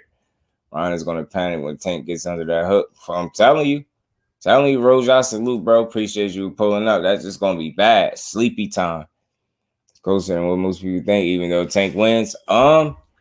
I think with the way Tank fights and being like economical with the punches, you know what I mean? I think that could allow the fight to be closer in spots. You get what I'm saying? But I think ultimately when we look at the body of the work or however that fight play out, I think it pretty much ends with, because I see Tank just being able to do a lot better than Ryan. I see some things being able to work for Ryan, though, for sure. But I see him relying on those things too heavily, and one of my biggest things, that my takeaways from Ryan is he repeatedly shoots the same combinations over and over. He relies too heavily on that speed and power, and I think that'd be his downfall in that fight. Rigo, Bam, Robisi, just to name a few. Ryan needs Ishmael Silas to make him a more accountable fighter. Yeah, make him more responsible defensively. He'd be dangerous. He could fix that. You'll make him more responsible defensively, and Ryan Garcia is much more dangerous. That's how crazy it is. So I recognize the talent and the skill there. I do. I'm gonna keep saying it. The discipline and his commitment level is what got me looking at him with the side eye. Like, I don't think he fully committed. Ryan needs Teddy Atlas. Ryan need anybody that's gonna teach him to keep his chin out the air. Benavidez was Wild Jordo, by the way. Hey, bro, we might get to see that. We might get to see that, bro. Zordo said, I think he said Zordo said he don't see Bevo as a real test or something. I think I was reading that too earlier. In fact, Ryan got a win over Dev. It speaks volume of his talent. The only thing missing for him is hard work. That's what I'm saying. He's really given the tools to be great. Sad how it is. Yeah, he just lacked the work ethic, yo, the commitment. He ain't committed. Benavidez in there with the top 568 first shot, writing checks, not willing to cash. Oh, man, y'all about to go back up. Nobody's denying Ryan's talent, but his style is the issue. Yep. Keep saying it. Lack of hunger, lack of drive and commitment, man. After feeding the author, I got a letter. Benavidez fans to wake up and come back to reality. And not the guy, I'm sorry. Damn. Benavidez is going to get cooked at 175. You think so, Roger? You don't think you're going to be able to get him do some problems? The top 5 wants to fight him. Plant just fought. So, hey, that's supposed to be coming down too. Benavidez, Flossie said he 90% sure that after he take care of Uzcategui, he say 90% sure that Caleb Plant is next. So that's something to look out for. He did say that straight out his mouth. I made a video on it, as a matter of fact. Plant Morel Demetrius, number one ranked, paid, however you spell his name, Christian Billy's just to name a few. Christian! Benavidez is a natural cruiserweight. Those guys would probably walk through his power, which is an issue when you lack wrinkles. Yeah, now that's a good point, bro. If for some reason he go up to 75 and his power ain't affecting people, that could be very problematic. With his style, that could be very problematic. Because I don't see Benavidez as an out puncher. I see him as more of an overwhelmer, physically imposing guy that's gonna wear you down, get you out of there. I don't see him as some like type of, pure boxer, out boxer, and that's okay because the style that he has is very effective. So you know what I mean? But I would be surprised. I think his power will transition up. And I'm not saying he had the heaviest hands, but that dude got some thud behind them punches, man. He got some thud behind them punches. But that's done some cruiserweight fighting at 68. When Rail Team turned it down. Still correct me if I'm wrong, but then Mr. Lucas the Cubas Jr. did not say he reached out to the PBC and was told Benavidez looking elsewhere. Yeah, that is. They do got that in writing. They do got it in writing. I just hope that these dudes all mix it up sooner or later, though. Ice Wallow, what's good with it? Ice, appreciate you for pulling up. Salute to the UK, man. Appreciate you, Ice. Appreciate you. Salute to Ice in the UK, Brody. Appreciate you for pulling up, man. Make sure you sub to the channel. Come join the family if you haven't. Okay, you sub. Appreciate you, my bro. Welcome to the family, Brody. Y'all about to go out about Benavidez. I love y'all. Y'all crazy. What's the difference? Benavidez and Charlo almost the same size. Yeah, but Benavidez did say that though, yo. After Uzcategui, he's 90% sure that it's gonna be him and Caleb Plant, and he gave Caleb Plant some respect too. Believe it or not, he gave Caleb Plant some respect, y'all. He gave him some respect. I want to see him fight better BF so bad. Man, that'd be a good fight, Roja, because of the styles, bro. Benavidez, I'm telling you though, but he hungry. He hungry though. I won't sleep on the guy. I think Benavidez is a hungry kid, man. Lucas, the Cubas. I know what you're talking about though, Ghost. You kept me informed, but you know what I got though, just to be honest, just to be fair, to be realistic. When I heard the interview from Benavidez, to me, when they asked him a question, like one thing I look at is how people don't stutter and trip over words. Like, and when he was asked questions, he answered them straight up and honestly. Like, he didn't understand why his trainer was saying something about a certain amount of money for some fight. I forget which fight it was, but to me, it looked like he didn't know that his trainer was talking like that. He didn't know that his trainer was going around, saying that he needed X amount of money to fight somebody. Like, he was like, he don't know why he'd say that. So it be seeming like they be on different accords. It's like the fighters be wanting the fights, but then the trainers don't be wanting the fights for the fighters, or the promoters don't. It's weird. It's just weird. It's confusing. So his promoter reached out. Ronnie Shields say, "Now, right, most of the time you got a KO knockout artist to take that." Oh, Tyson, yeah. Knockout artists will give it their all or nothing. They coming to try to get you out of there. Hungry, that's why you keep missing it. Y'all fools, man. Laura Jonas, what's good with it, bro? Appreciate you pulling up. How you feeling? Make sure y'all, anybody new in the building, y'all sub to the channel, man. Smash that like button for your boy. Keith Thurman versus Mike Hoxer is a good comeback fight. I'm not familiar with Mike, Laura. I'm not. Who Mike? I never heard of dude. I have to look him up. That's the first time I heard that name. Where is he from, bro? Where Mike Hoxer? Where is he from? Tank gonna lose to Ryan via KO. Yeah, I think so too. There's no way I'm picking him to outbox Tank. I think he gets knocked out. Listen, he makes one job, he dragging it. Yeah, that's Falsey Boy right there. That's Falsey Boy. I'm gonna try to go at it. Samson just 2 days ago was chicken talk. Said Demetrius reached out to the PBC to make the fight, and Samson and team Benavidez said they decided fighting Jose Uzcategui. So stops. I ain't familiar with all that, bro. Yeah, Ghost be on it with his fighters. Who's gonna fight Rashidi Ellis? That's a good question. Roja, I wonder who they're gonna put him in there with next.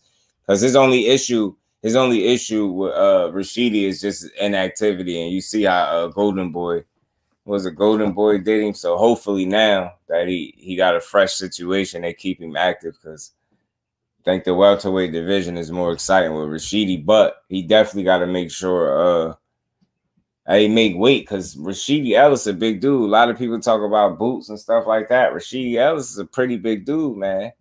He's solid. Like, he look bigger than Boots to me. He's a big dude, yeah. Black Grass Podcast, salute, my bro. How you feeling, bro? We appreciate you for pulling up. How you feeling? Yeah, going at it. Rashidi versus Connor. Hey, I was saying that, bro. I was saying that. I was joking earlier. Well, some streams ago, Roger. I was saying since he got caught in that situation, yo, they need to throw Conor Ben in there with Boots, like whether he wanted or not. And then as punishment, after he fight Boots, he got to fight Rashidi back to back. You know what I'm saying? Like them is 2 comeback fights for that BS, man. Damn, I wanted to see that fight so bad. I'm mad that situation happened because I was rooting for Conor Ben for sure, too. I was saying Conor Ben was going to win. For sure. But I got you. I got you, Flossie. Molester versus Vitaly Klitschko in their prime. Who wins? I don't know, man. What was that Vitaly name? Dr. Hammer. What was that him with that name? I don't know. Vitaly, man. He's a bad boy, man. He's a bad boy, record. Wrecked. Oh shit. That's a funny name, bro. You crazy. I got you, Flossie. It was I had to laugh at that. That was funny. Yeah, that one was funny. Rosa, that one was funny. But the videos got real quick. Goes how you type that. I say it all the time. Skills goes be he talking, be boom, boom, boom, boom. They be coming. They be coming quick. Yeah, it goes crazy. But yeah, I like Benavidez, man. I like him, man. I like Benavidez. The thing with me is I don't think I overstate people's talents, but I don't think I understate them. I think I'll be right in the middle. That's why I always say that. Like, he obviously got some things that work real well for him, and he's not gonna be an easy guy to beat. You know what I'm saying? I think he's gonna make you work for sure. You know what I'm saying? And you got to fight him. Dude, I'm so sick of hearing Ghost and his bullshit. He on your ass, Ghost. That shit killed me, bro. Like, all I said was that nigga beat Zerto. And you just start talking about a whole bunch of other shit that a nigga ain't even bring up. Like, I ain't bring none of that shit up. It's damn near like, if you listen to Ghost, you'll think David Benavidez is a C-level boxer. Like literally think about it. Like, you talk about the people that he fight and shit like that. Outside of Caleb Plant fighting Canelo, who the fuck out of the top 5 people really got a greater resume than David Benavidez? All of it is either on the same level or barely a little bit better because ain't none of them niggas fighting each other. So who really got a great resume up there? None of them, really none of them. I really just seen the same nigga that dogged David Benavidez for being David. What's brother name? Darrell, dude that Plant just fought. Yeah, Anthony Darrell. They dragged Benavidez for being Anthony Darrell. He was over the hill. He was this and that. But as soon as Caleb Plant beat him, it's a whole different fucking tune now. Nigga be out there blind hating, bro. Like, you point out a whole bunch of shit that a nigga do wrong. That we talk about a fighter that you like. You don't point out shit that nigga do wrong. That nigga's just flawless. And David Benavidez is just ass. Like, that would be nigga problem be. Then when they actually do fight one day and that shit don't go the way that you think it's gonna fucking go, you're gonna look like a piece of shit on the wall, just smeared every fucking well. Like, shit gonna look crazy. She gonna look real fucking crazy because when you go through the names at 68 and 75, it's only like a handful of niggas that I say they even got a fucking chance to beat David Benavidez. And I don't think David Morrell one of them niggas neither. I don't. I get Plant a shot, Charlo, Benavidez. Everybody else, fuck that. I don't see it. Everybody else don't see it. It's already stores out there about Benavidez washing the shit out of Bivol and Zerto. Like, bad. It's really stores out there about that nigga down there from the stop Bivol with body shots. But yet this man doesn't have a body attack or a jab. Always I say he watched Zerto Gervonta is like the dumbed down version of David Benavidez. Like he do the same shit. Mike, you making good points. Flossie knows shit. Like he do the same shit David do, but he get hit way more, and he way fucking slower. Like he way slower. He's slower, and he get hit way more. Like I'm watching the fight now. This nigga getting his ass like he winning the fight, but this nigga taking hella shots. But you can't. I don't know, bro. You just can't dog a nigga game like that. Then not tell me that you're not hating on the man. Cause the way you talking about the man, you talking about him like he's just a run, like he barely a fucking contender.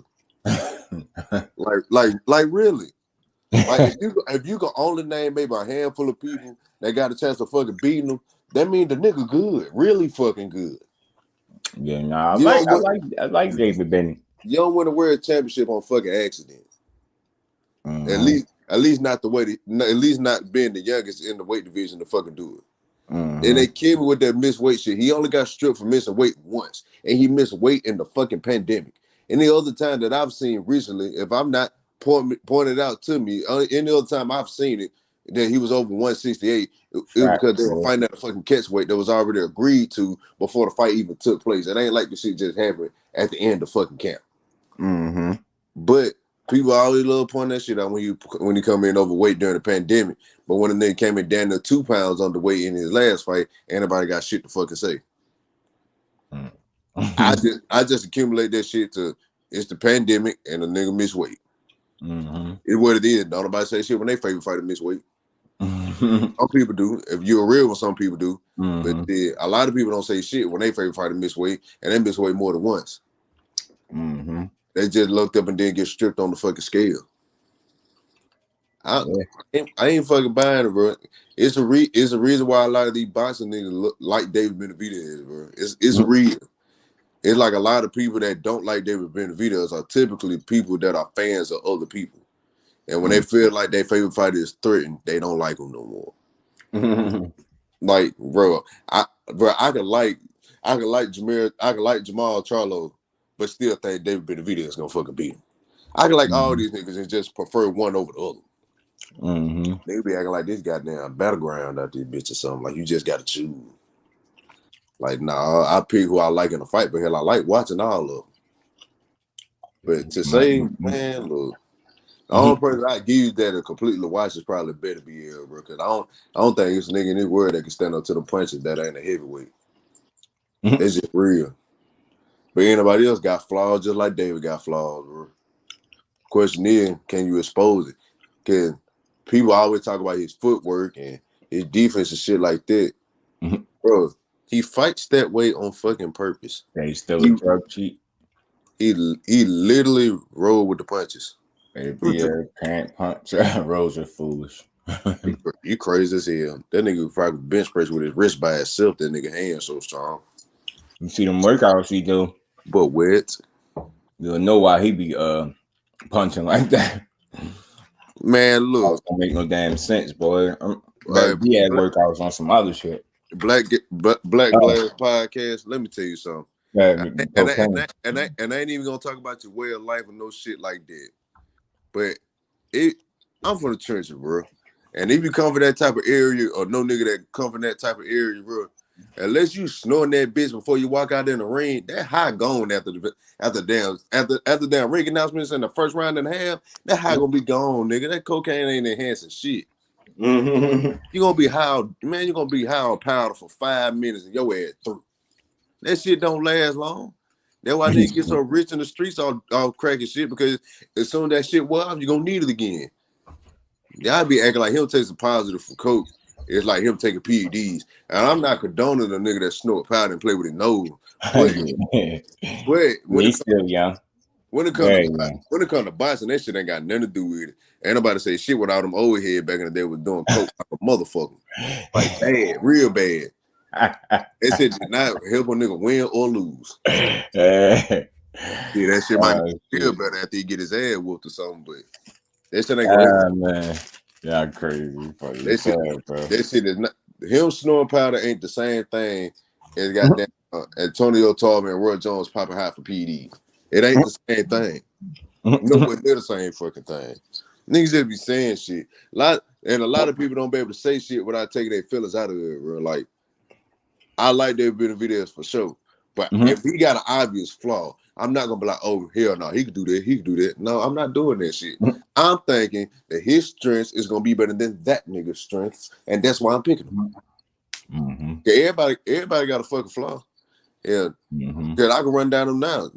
Benavidez, Bivol, good as Bivol is on the outside, if David cut the ring off, Bivol ain't that fucking good on the inside. And he's susceptible to a lot of fucking body punches. He wide the fuck open in the body. As soon as you get close up on him, he done. Then bad as David Benavidez' footwork is, according to some people, because that shit don't look like Loma or Usyk. Zeno Ramirez's feet is dog shit compared to David Benavidez. The nigga be stuck in the mud. And you think I'm bullshit? I'm watching his Zoro got a wide ass stance. I'm watching this nigga fight right now. I'm seeing it. Nah, yeah, he definitely heavy on the foot. Like that nigga slew foot. By the time he go to the left a little bit, he don't want to cut the ring off. Then the way David play, he the best straight line puncher in fucking boxing, and it's not close. He don't know how to punch in a straight line better than him at all. Like that's literally his style. Like I forgot who YouTube channel is on. All you gotta do is look on the man's channel, and it shows you how he rolls with the punches. So even when he get touched, he's not getting hit with the full strength of the fucking punches at all. By the time the punches get to him, that shit done lost half of his luster already. And if he was just so easy to fucking hit, why ain't nobody knocked him out? Because I feel like the one time he did get knocked down, that shit was just leverage and fucking balance. Because ain't nobody getting knocked down with no fucking jab for real. Not that weak ass jab that butted through anyway. Like, it's just one of them shits that fucking happened. But I don't know. I always forgot with that. That was more off balance. It was just bad. He was being careless. He took his he had a lapse in judgment and wasn't paying attention. All balance just got hit. He wasn't hurt. Niggas to hold on to that shit forever, bro. Like, dude. Like nigga try to tell me, oh man, T.O. knock out Devin chin suspect. But his chin suspect for getting rocked. But the nigga that got put on his ass ain't got a suspect chin. That shit bothers me. By a non-puncher. That don't make sense. By a non-puncher too. And the difference is Jorge Linares, just to be fair, he had more knockouts than Devin Haney had fights at the time where he hurt him. So can't even really make that big a deal about him getting hurt. It wasn't like he got hit by a dude that wasn't known for, getting some knockouts. He got quite a shit. Like I say, he had more knockouts than Haney had fights. That was crazy.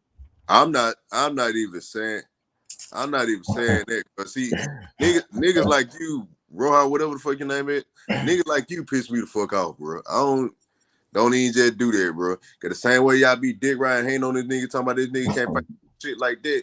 It ain't no difference with me saying that I prefer this nigga over the niggas that y'all be fucking picking. It ain't no fucking difference. Just because the niggas take a different stance of what you fucking like, don't mean nobody dick round or somebody got down David Benavidez uncle or some shit like that. That shit weird as fuck. Baby. That shit weird. KC had him on, didn't he? Did you catch it? Yeah, I ain't even see the live pop up. I couldn't even find that motherfucker. Oh shit, damn. And the only reason I go so hard about David Benavidez is because it seems like when you get on YouTube, everybody treat this nigga like he just some C-level superstar. Like it's crazy. Like when the media like a nigga, everybody on YouTube gonna hate this nigga. Yeah, I like David Benny, man. I like what he brings to the table. Just go against the grain, bro. Now I've been said that I think that some people, and not meaning nobody in this chat, but I think people be feeling like the harder you go on fighters, the more real you keep it, and that's just false. I'm just saying it's hard to discredit what a nigga did when ain't too many people, when really nobody in that division fought no real competition to have an extensive resume in the fucking first place. Yeah, Oscar was just but the nigga won a world championship or not before they fought him. If the nigga a tomato can, he a tomato can regardless. I think it was Oscar just shitting on Benavidez's resume. I think it was Oscar. Wasn't it? Yeah, if you do something, he'll give you guys an opportunity to fight. If you want to fight him, you got to prove something. Oh no, my bad. That was Eddie Hearn. My bad. Hold on. Here it is. Canelo Alvarez has the best resume in boxing. I cannot believe that people question the resume of Canelo Alvarez. Like, just write it down on a piece of paper or read off the names that he's fought consistently. And you've got other guys, you know, great fighters like Benavidez. You talk about Benavidez now going to fight whose category? Or however you say it. Whose category? Good fighter, strong fighter, but come on. Like, you're screaming out for Canelo Alvarez. You have to make statements. You have to make the fans say, Canelo, you must take, like, you know that when a fighter is big enough and when Canelo Alvarez feels like that fighter deserves his opportunity, he will give him that opportunity. And I don't blame Benavidez, because I think Benavidez wants to be in big fights.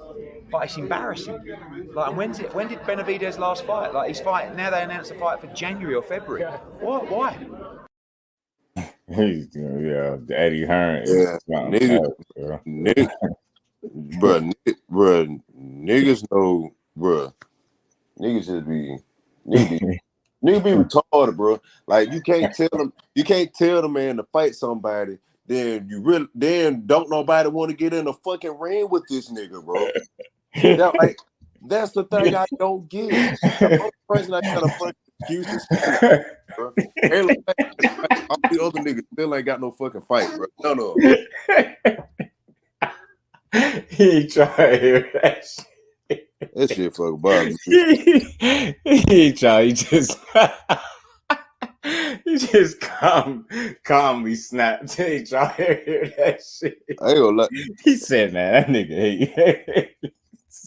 Hey, Roy, you gonna piss me the fuck off, bro? Cause like that last comment you made, that shit dumb as fuck. You don't know, Roja be trolling, bro. He be fucking around, bro. He good, but he just be playing. Okay. Talking about Benavidez or Wilder, nigga. I'm from Alabama. Nigga Wilder every fucking time, dumbass. Come on, man. You talking about a nigga that fight at 6'8" and possibly 75 and comparing that nigga to a fucking heavyweight? Stay out the dope, man.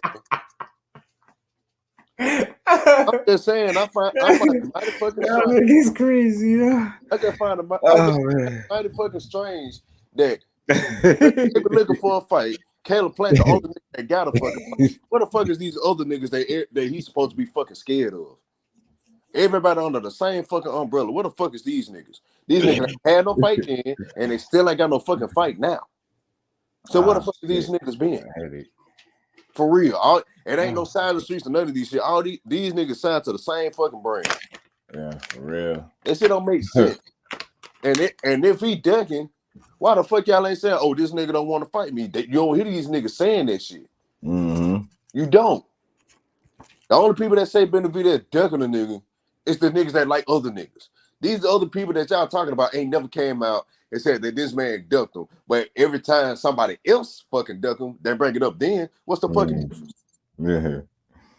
Yeah. I never looked at Benavidez as a duck.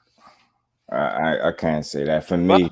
I haven't seen it, but if a man keep calling somebody out and he don't never get the fight, eventually you got to figure, okay, maybe it's not him, because the people he calling out is over there fighting nobody. It's just like David Benavidez is. He ain't the only nigga in the division fighting nobodies.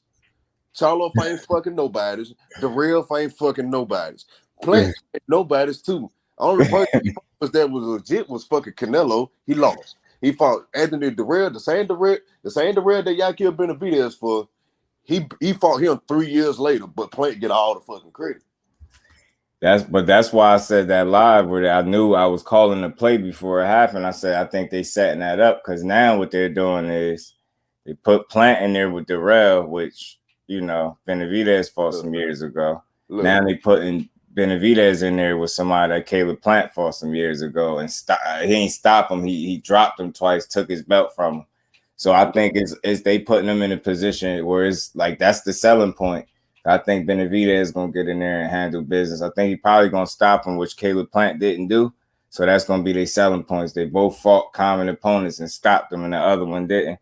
And there you go. Yeah, you go. You got your fight.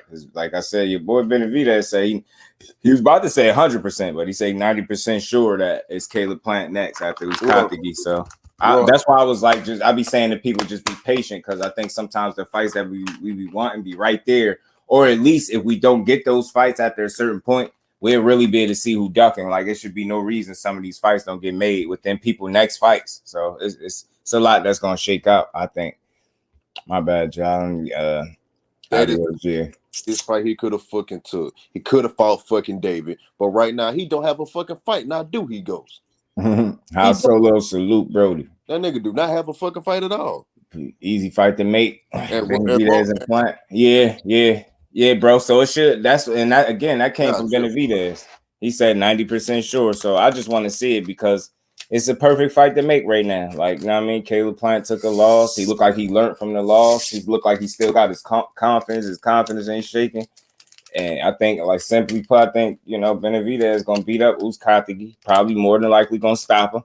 And now they're going to both be able to say they stopped the opponents that the other one did. And that's their selling point for the fight. And we're going to get a good fight out of them, too. Excuse the fucking fight out. Excuse the fuck out of me, then, goes.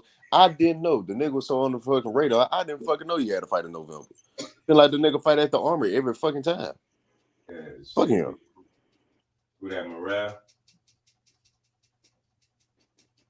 Kind of got Morrell on a fast track, it seemed like. Ain't nobody say shit when Caleb Plant fought the same nigga that David Benavidez from the fucking fight. Mm-hmm. It's only a fucking problem when a nigga they don't like fucking do. Yeah, I think Caleb Plant. I'm telling you right now, if Jameer Charlo would fight goddamn Uzcategui, wouldn't nobody give a fuck. Mm-hmm. Them niggas wouldn't give a fuck at all. Yeah, I think it's the way Caleb Plant. Charlo. I think the fact that he got a knockout made it good for him, because he kind of eliminated some of the critiques people would have had of him. Instead of going the distance, you get what I'm saying? Typical Caleb Plant performance. I think because he kind of wowed people with that knockout, surprised some people. I think that eliminated the shit talking. So I know what you're talking about. I see it. But that's why, for me, I call it different. Like, I always call it different than what everybody else do. For me, they literally doing the same thing. They fighting it, somebody that the other one fought. And that's why I felt like they was positioning each other for this fight now more so than any other point. So I think the path is going to clear for them two dudes to fight each other once he fight Uzcategui and get him out of the way. We can just agree to disagree, bro. But the whole point of the whole 168 argument is, if these niggas ain't fighting each other, it's always gonna be seen as fucking less than. I don't give a damn if I like the fighter or you don't like the fighter. If they not fighting each other, the shit less than. These niggas are fucking nobodies when they could be fighting each other, bro. Dudes definitely gotta get in there. Like the niggas that Morrell no fighting, the Benavidez fighting, the Plant fighting, these niggas ain't gonna do shit for their career at all. Mm-hmm. They not gonna go to the next level until they fucking fight each other. Easy as that, bro. Like, I like David Benavidez, but at the end of the day, when they do fight, I really don't give a fuck who wins. I just want to see the best fucking fights possible. That's all I give a fuck about. Because when them niggas die, retire, whatever the fuck they gonna do, I'm gonna find me another fucking fighter to like. Mm-hmm. I just want to see good motherfuckers fight each other. That's all I fucking want, bro. Yeah, I think we about to get one soon, bro. So we just gotta be a little more patient for it. It's coming. Rohan, I'm gonna need you to take the crack and the meth out your blunt, man. And fuck with a picture of David Benavidez. Like I told you, right, if it ain't like Plant, Charlo, Morrell, Canelo, Bivol, or goddamn Beterbiev, if it ain't like one of them top guys, you could cancel that shit. You can cancel that. You're not gonna lose to a nigga that's barely in the goddamn top 10, bro. John Ryder could barely get a damn fight with Demetrius Andre, bro. Mm-hmm. And Andre pissed me the fuck off because I like him. But he always pulling out the fucking fights. That shit irked my fucking nerves. Because you up on your fucking self, bro. Every time you pull out of a fucking fight. Nope. And I'm not saying it's his fault why he pulled out the fight. But when you do that, they ain't doing shit but giving them more power to point back. Like, see, he might ain't even follow through with the fight, so fuck him. That's what they gonna say. That's exactly what the fuck they gonna say. That's why it's gonna be so hard for him to get another fight with blackball him and try to blackball him. Make it easy. Big dog Willie, what's good with it, big dog? KOs everyone under 200 pounds. Pure diamond fact. Oh, yeah. Facts. Nah, big dog will a bigger troll than goddamn Rohan. Mm-hmm. He be killed. He never run out of them joints. Be having me dying, bro. What's good with it, big dog? How you feeling, bro? That's my problem with them too, Roja. Zach Parker and Ryder, I feel like they get watched by everybody in the fucking top 5 in 168.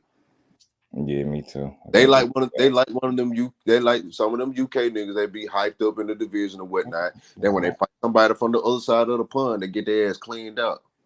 Blowout sale. Target going out of fucking business. I'm telling you. As soon as they come over here and fight one of them top blowout sale, they're gonna see it's levels to that shit. It's over. It's fucking over. Once Ryder or Zach Parker fight somebody like a Plant, Benavidez, Charlo, Morel, Canelo, or somebody like that, it's a wrap. Will be whoop. Facts. It's a wrap for him. I'm not taking nobody shit that say that Benavidez loses anybody. There's some good ones. I refuse to go to the top guys. So and Billy just don't know about the Mexicans because you don't know what. Ryder's about to fight Zach Parker. They tell. I want to see how Zach look. Yeah, I never watched him fight. Yeah, I'm gonna be tuned in. I'm gonna see how he look. Zach Parker. See how he look. 903 salute, bro. Appreciate all y'all in the building. He ain't bad. Right, but Zach Parker, all right. He cool. He all right, but he just ain't. I don't know. It felt like he just missing some shit. Like he ain't got that it factor. I don't know. That's how I be. Yeah, we gonna see. I want to see how he look. I'm gonna be tuned in for that. It was legitimately might beat all the names you mentioned. That's the crazy part. Boo Boo want Plant. Well, I believe it. That'd be cool. I wouldn't mind seeing Boo Boo against anybody at this point. Not anybody, but any of the top dudes for sure. Any meaningful fight, I wouldn't mind seeing Boo Boo in right now. Even with a layoff, fuck it. At this point, it's just all or nothing. At this point, you get what I'm saying? You can't even worry about the layoff that you had. You just gotta go out there and fight, man. You gotta get yourself because I keep seeing him saying like, it's me again, and he's saying like he got something planned. So I just want to see if he either do that or fight somebody meaningful. Yeah, Ghost. If the fight ain't meaningful, I don't want to see it. I ain't gonna lie to you, bro. Yeah, me too. 903. Andre the Plant. Damn, that'd be a good fight, bro. That'd be a good chess match, man. I'm gonna tell you about that one, like I told you on the phone about Shakur and Devin. That's one of them fights where people think neither one of them really got that much power, but you'll be surprised and fuck around and see a knockdown in that fight. That where I see Boo Boo. I think Boo Boo got better power than what people think. I just don't think he's no concussive puncher, but he can get you out. He definitely can knock your ass down. Him and Plant got the same problem. They don't sit on their punches a lot. Yeah, Ghost. And when he do, you see the different result that he get. Just like it seemed like now we seen Caleb Plant sit down, even though it was a well-timed punch and all of that, just perfectly thrown punch, perfectly executed. But he was sitting down on that joint, and he did get a damn knockout with it. One punch knockout. I'm so ready to see all these niggas fight each other so we can quit arguing about who will beat who and who will fucking bomb. Yeah, I was saying that too before. Saying that too. I'll put my money where my fucking mouth is. His nickname is BB Andre. I want to see it. Only if his fight's meaningful though, because I don't see why he should play around with it if the fights ain't gonna be meaningful. He probably just gonna have to take a pay cut to fight one of these niggas just to prove himself, bro. I'm telling you, you're gonna have to. That's the only way you get yourself out of getting fucking blackball. Fight one of these top dudes, and once you beat one of them, they gonna have to a butt to pay you. That's just crazy how these careers be playing. Plant won that one. He really coming back to get Can. Yeah, man. It might be a real reason to go get him. You get what I'm saying? He might need to go get him. Like, I don't know, man. He string together some wins, man. Somebody at some point, man. Canelo gonna have to fight somebody, vacate them belts. Bro. And that's another thing. The way Samson versus Morel, I'll watch it all. Roja, I really would, bro. The way Samson be moving, Benavidez need to go. What's good with it, Mac? Appreciate you for pulling up, bro. Pulling back up for the second time. That's how I feel. I feel like Benavidez might well just forward ass straight up. If Samson really goddamn pulling away from these deals and these fights, you might well just forward ass straight up. For real. Or you for your damn career trying to put money in his motherfucking pocket. Shit just weird. I feel like it's not the fighter and it's the team around him, bro. I don't think the nigga scared to fight none of them. Rap 903, I think that pressure gonna mount. You say you don't think who's scared? I don't think Benavidez scared of none of them niggas, but I do. Nah, I don't think Benavidez. I think Canelo is not gonna fight nobody. And like 903 said, I could see him vacating them belts because he gonna feel like don't nobody force him to fight nobody, and he's just gonna end up like I don't think he's gonna fight none of them young dudes. He gonna feel bullied. That's why I feel like Andre should have got in line for that mandatory fight. What it was, the WBL, the WBO, one of them. All them niggas had to do was Maria can get the mandatory fight in the sanctioned about it again. Benavidez already got his, Andre get one, and Charlo move up and get the other one and trap that nigga. So either you gonna fight one of these niggas or you gonna drop the fucking belt. Straight up. And if you ain't gonna fight them, I'd rather you just vacate the belts anyway. And quit holding up the fucking division, nigga. Your name big enough to the point where you don't need the fucking belts no more. Let somebody else be great if you ain't gonna fucking fight them. Yeah. Ain't no point of you just sitting around bullshitting if you ain't gonna fight. If you just ain't gonna fight these niggas, bro, that ain't no point. Ain't no point at all. Oh yeah, I'm gonna keep bringing this shit up. When this boxing game come out, be on my damn channel. I will. They just dropped the gameplay. They dropped some female gameplay today. Katie Taylor and McCaskill in the game. I can't wait. Yeah, playing just getting better. Just turned 30. Sometimes prime years. Yeah, Fate. He learned. He got a little bit better. He learned from his loss. I believe. I honestly believe that. His approach was the right way. He did a damn good job, man. I feel like playing a fight till he fucking 40, bro. He the type of nigga that gonna have 2 primes, bro. Like he gonna the street so long that niggas gonna forget that he lost to Canelo, bro. That's a possibility, man. He got his career in his hand right now, man. He's starting it off this next chapter real good. Shit, I feel like he'll beat Canelo in the rematch for real. Cause he could have beat him the first time if he ain't run out of gas. And I don't think he'll do this. I don't think he'll make the same mistake twice. Yeah, he did say that. And on 903, he had Benavidez on an interview saying like he ain't know why he would come out and say that. Because Benavidez, like, he was unaware that he was saying shit like that. That's why I said these dudes really don't be on the same page, man. Y'all got to make sure y'all on the same accord with y'all fighters. Y'all fighters be wanting smoke, and y'all be. I couldn't be no boxer, bro. At the end of the day, you work for me. Make the fight I want. And see, again, it's just because a dude is old don't mean you can't see improvements. Like I said, like for me, he got to the 9th round. I've seen Caleb Plant slow down and get kind of tired before the 9th round. So to me, it seemed like either whether he fought at a pace, better for him and his gas tank, but it seemed like he fought at a good pace. It didn't seem like he was tired. It didn't seem like he was slowing down. It seemed like he was very consistent in how he approached every round. So that's where I seen improvement. I say improvement. He got a desired result. He got an unexpected knockout that nobody expected. I ain't saying that he's so much better because of the knockout. I think his attitude and the attention to detail to sit on them punches got him that knockout, which I was impressed by. So you could see just because an opponent is old don't mean you can't see subtle improvements. Now, again, I'm all about perspective and like not overstating it, but there are positives and takeaways to take from that fight, from the Canelo fight you get, or any other fight. Like I said, starting with the fact that he didn't look like he gassed or slowed down and got tired how he usually do. Because if he'd have had that gas tank shit with Canelo, he probably would have won. You know what I'm saying? His pace without slowing down. Facts, Fate. That's what I seen. That's where I seen improvement in him sitting on them punches, getting a better effect. That's how I got that knockout. I ain't gonna lie. I knew he was gonna win.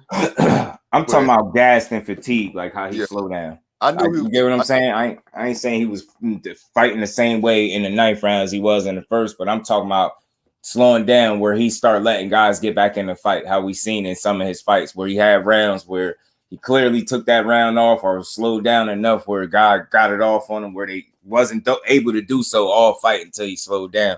You didn't see those vulnerable moments like that, and people will keep saying it's Darrell. Darrell still could fight. He was coming off an upset knockout win, so it's like I factor all that in.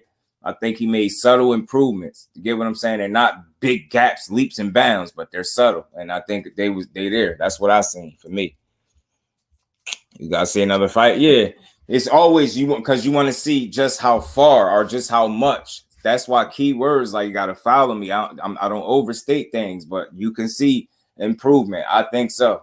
Whether that's approach, it's good to see his confidence wasn't broken. He still fought the way Caleb Plant would fight, but just with more authority in this fight to me. So it's like I seen subtle improvements, and that's me. I seen that.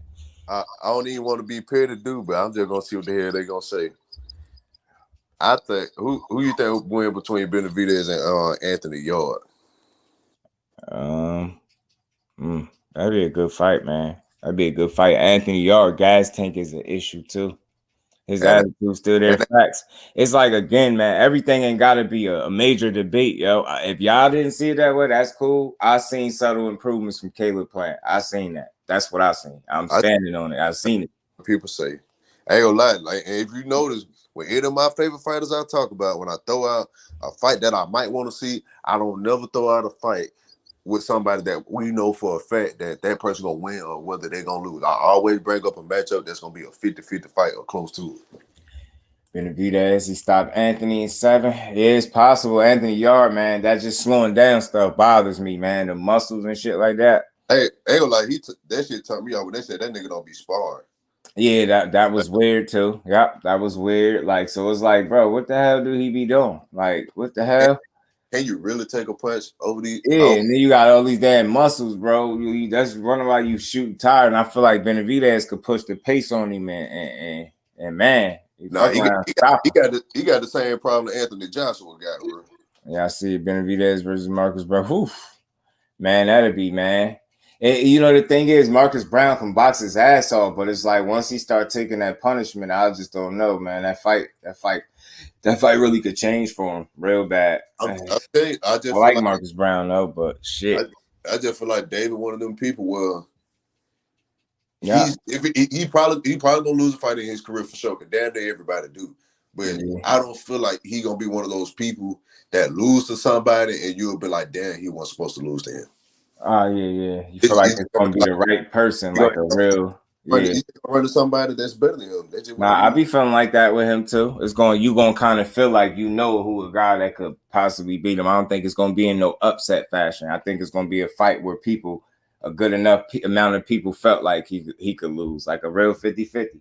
We're gonna get him sooner or later, because I don't think he's gonna duck people. I don't think Benavidez is gonna do that. Despite what all they saying with that other shit, I just don't think. I think he'd be all right, man. Hey, I ain't gonna. He said something about he gonna wait a couple years to go to 75, because if he moved up to 75 now, all the top guys he could fight with is on the top rank, so he wouldn't even be able to get these fights with the other promoters and shit. Yeah, it's a lot of layers when it comes to boxing. It's everything ain't just a clear cut duck. It'd be people miscommunication, people on the wrong accord. Like, it'd be a lot, So I don't really make excuses for them, but what I say is, when that opportunity truly presents itself and we know that, and it's a real thing, and the fighter is at least an offer is made and something like that, and is turned down, then you can start looking at like, all right, these dudes out here ducking. But right now it's always like mixed stories, and I think because what's be happening is it's a lot of posturing that be going on. I mean, if you worried about promotional shit, you need to be going after that WBO belt so you can force your way into the championship fight once you move up. That what you should do if you worry about promotional issues. Yeah, Plant definitely was in that fight, Mike. Hell yeah, he was. Hell yeah, he could have won it had he not got caught. I think Marcus Brown bones got to be blades. See dude cut dudes that deep and had bad. Yeah, man. That had Better Biev, and it's like once he cut him, it just got worse. Better Biev just turned. I'm like, this dude is a machine, man. Anybody that's bleeding that much, fighting that hard, you got to get him out of there, man. If he don't get stopped early. Yeah. Now it could be a good ass fight, because Marcus Brown could fight, but that pushing that pace, man, I could feel that later on it might get dangerous for him.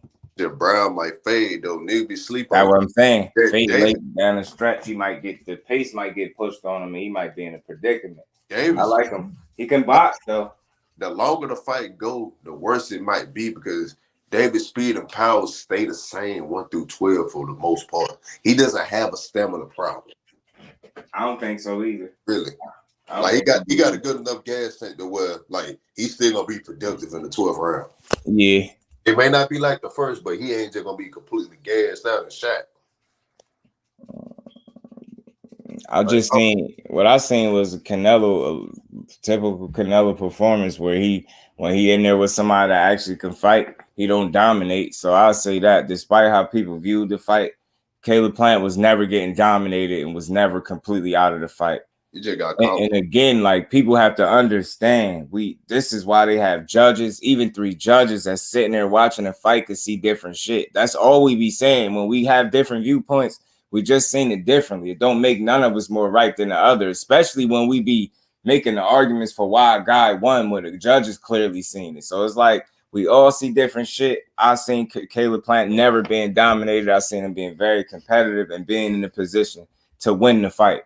You get what I'm saying? At that point of the knockout, he wasn't out of the fight. Other than that, I don't care about what rounds they won. I just know he was in the fight. Canelo never dominates when he in there with somebody with real skill. Shit, domination. We know what domination is. It'd be like grasping at straws. Why would we even go through this? We watch boxing. We know what dominating is. Canelo never dominates anybody that he fights. No top fighters have he ever dominated. We know this. Op was good with it. Op and LDTV was good with it, my bro. How you feeling? So, I mean, we all know what domination is where you see it, and we know Canelo's just not that. You know what I'm saying? So it's all, it's subjective at the end of the day. That's why you have 3 different judges and people see different shit all the time. The thing is, I'm just too intelligent to keep going like back and forth. It's redundant. We're not going to be more right than the other when you're dealing with opinion. Like, it's getting to the point now, people are telling me some of their opinions are the facts. Like, I was getting through that. My first live earlier today, that shit almost pissed me off. I was trying to keep my cool. I'm like, man, y'all really have a problem when it comes to this shit. My communication level is just different than people. I know how to understand you, hear you out. You would tell a person that and then still keep drumming, just trying to get an argument. That's how that shit happened earlier with them too. I knew it was going to happen. I'm sitting there looking at the screen like, look, I don't understand why people can't exchange information. It's like I could say, yo, you could say this, you seen that? I'd be like, yeah, but I seen it like this. Then the person is still like, nah, but I seen it this way. Nah, I don't see how you seen it. Bro, what the hell do you mean you don't see how I seen it that way? Ain't nothing I'm saying crazy. It's logical and within reason. Canelo Alvarez was never in full control of that fight, ever. Like, that's why we wanted to see it go to duration, because whether he would have lost on the cards or not, we know that fight was very competitive. And that dude, just every fight he has, what fight I had named it, told people to name it. What's the fight he dominated? He don't dominate nobody. He's stupid. I know Ghost don't. Ghost a fool. St. Louis, my bro, what's good? Ghost try to get one in real quick before you dip up out of here. I see you, Ghost. Rollie versus Pitbull. Rollie don't got that strong chin. I'm telling you, Fate, that just again, so y'all know before I get up out of here, Bullet Cromwell wants that fight. He said if he can't get Tank Davis, he want Pitbull Cruz. He said he think that fight would be easier for him than Tank, because Pitbull gonna stand there. I think he might be making a strategic error right there. I think Pitbull gonna cause Rollie some issues. He ain't gonna let him get that nyat off, and he gonna be pissed off, man. Pitbull, big ass titanium head. I'm telling you, he might headbutt. Yeah, he might headbutt Rollie, punch, break his hand like he did Tanks. I'm telling you, that hard ass head. But I think their hands hit when they broke. When Tank hurt his hand though. DP Rocker, what's good with it, bro? How you feeling? Appreciate you for pulling up. How you see Michelle Rivera? Michelle Rivera really good fight, Ghost. He really could box, that dude. Yeah, I like him. I like Michelle Rivera. Pitbull just is an awkward matchup for people. But you right there, boom, boom, and win. We believe in Rollie. He might, Ghost. He might could, bro. He is dangerous. You know what he like to me? But he seemed more. He might be more committed and a little more hungry than Ryan Garcia. Those guys are like of the same shit. Like you got some skill there. They got some shit that make them dangerous. But it's like with Rollie, is he being taught the right shit? Like, is his trainer really gonna get him better? You get what I'm saying? With Ryan Garcia, you had your plethora of trainers to choose from, but are you committed? Are you truly disciplined and committed to being great? Like, you get what I'm saying? They in the same boat. But they both got some power. You know what I mean? Rollie's awkwardness makes him dangerous. Unorthodox makes him dangerous. You know what I'm saying? Fucking Ryan Garcia, just a fast motherfucker with some good punching power to me. He is dangerous, some height, you know what I mean? But with that height comes that chin being in the air, man. Yeah, most explosive. That's what he be saying too, Fate. He be dead serious. I'm the most exciting boxer in the world. I'm the fastest to pay-per-view. Oh, like he be going off. I'll be like, man, Rollie, you don't shut your ass up. But what else, man? Tank. I love Cruz though, but Cruz gonna crash out every time. Yeah, every time. Every time. 100 miles an hour he going. You got Rollie with the boom boom against Ryan. Me too, bro. I got him sleeping Ryan. Word up, I do. Because I think he'll weather the storm. If he get caught early, I think he weathers the storm. I don't think Ryan Garcia weathers the storm once he get caught. I think he get cracked all in shit and it get bad for him. I'll take all the road entertainment. I can get facts. Now he kind of funny, yo. Like I don't mind him, especially ever since Tank got him. Like I don't care. I might actually like Rollie a little bit more. Now he's just funny. I just look at him. He really entertainment. And I gotta keep in mind that's his whole play is being entertainment. That dude is entertaining. This might be a short fight. But UG training neck a lot. I don't know, but that plays a factor. Yeah, I think so too, Fate. You're right. Right. I'd love to see Rollie and Black Cobbs. I'd love to see that damn promo. Somebody else said that too, bro. Rollie and Blair Cobb. But based on what Rollie said, right, y'all? If he keeping it a buck, he said his next opponent is ugly as fuck. He always saying that about somebody. That could be anybody, but he said it's gonna be a shit talking fest. The only person that fit the bill is Broner or maybe a Blair Cobb. But who else could it be? Like that's what he said. He said like he know who the opponent is. He just ain't said it. So that's what he said. And I seen in the comments people was thinking Broner too. So yeah, I'm like, man. Broner just said with BLK Prime, so I doubt that. Rollie going there. Hey, Ghost Rollie going there trying to sting him, man. Rollie going there trying to spark his ass for real. Rollie versus Elmo. He said something about fighting Frank Martin again. Frank Martin on his heels, man. So I hope that's the fight we get. Hope that's the fight we get. I swear I do. I want to see Keyshawn Davis fight Frank Martin too. Frank. Oh, that'd be a good one too. He said I made a video and they said Frank ain't on his level. How nigga you? No man, shut up. Yeah, you just know how it be. I say the only thing I could understand him what angle is his pedigree. I get that, but we talking about boxing and Frank Martin picked that shit up late and he's definitely well schooled, man. It's not on your level. Shit is a pipe dream, bro. He definitely on your level. Keyshawn Davis sound like Michaela. Yeah, Boots Blair. Oh shit! Remember Boots? Blair tried to run down on Boots, faking like he wanted to fight. Boots said he knew what he was doing, man. He knew he was just souping it up. Yeah, he ain't serious. Boots knew what he serious. I heard he used to beat him up in the gym. Blair the most entertaining. Yo, I'm telling you, here another one. Him and Rollie, boy. They entertaining fighters. They funny now. Now that they done took losses, I was like, I could look at them and laugh at them a little bit more now. I could laugh with them. Like man, it's like before they got punched on, I couldn't take his last fight, bro. That shit was so funny. He said, I've been holding this in for so long, but it's been hard. It was good. Black Cobb's back on his bullshit. Yeah. Woo! That shit had me weak as fuck. On the undercard, Rollie Blair, a loser leaves boxing for good. I want to see Ghost want to see them boys about the boxing. They kind of entertaining now, though. I want to see Benavidez and Plant in the summertime and the winner get Canelo. That's what I want. See, they're gonna move up. Let Benavidez and Plant fight in the summertime and the winner get the fight with Canelo since Canelo claiming he coming back around September. Yeah, he need to fight or vacate. I'm gonna play this. He holding up the division, man. Yeah, for real. Y'all already know, man. So again, man, I just wanted to run through this real quick before I get up out of here. Dirk Banks, man, you're gonna have to catch him in the next one. Definitely, man. And if you sub to the channel, join the family, man, I'm gonna do some more open panel stuff. I just wasn't gonna be here too much longer, but I wanted to play this little video from let Broner speak his little piece and kind of close out with him. You know, Claressa Shields, they saying a rematch is possible. Her promoter from 12 to 18 months out. They're going to try to get her a different fight in between, not a Savannah Marshall fight right back to back. That's cool. I want to see it. Pitbull, hopefully him and Rollie do fight.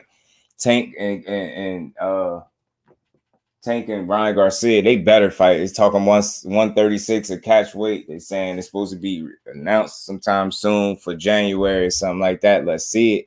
Broner said he signed a 12-month, 3-fight deal worth 8 figures. You know what I'm saying? With BLK Prime. Yeah, $12 million deal for 3 fights. You know what I'm saying? So I said, okay, AB. Let me AB, man. Let me be happy for AB, man. AB found a way to get to that bag, man. Swear he did. He found a way. Hold on. Let me see.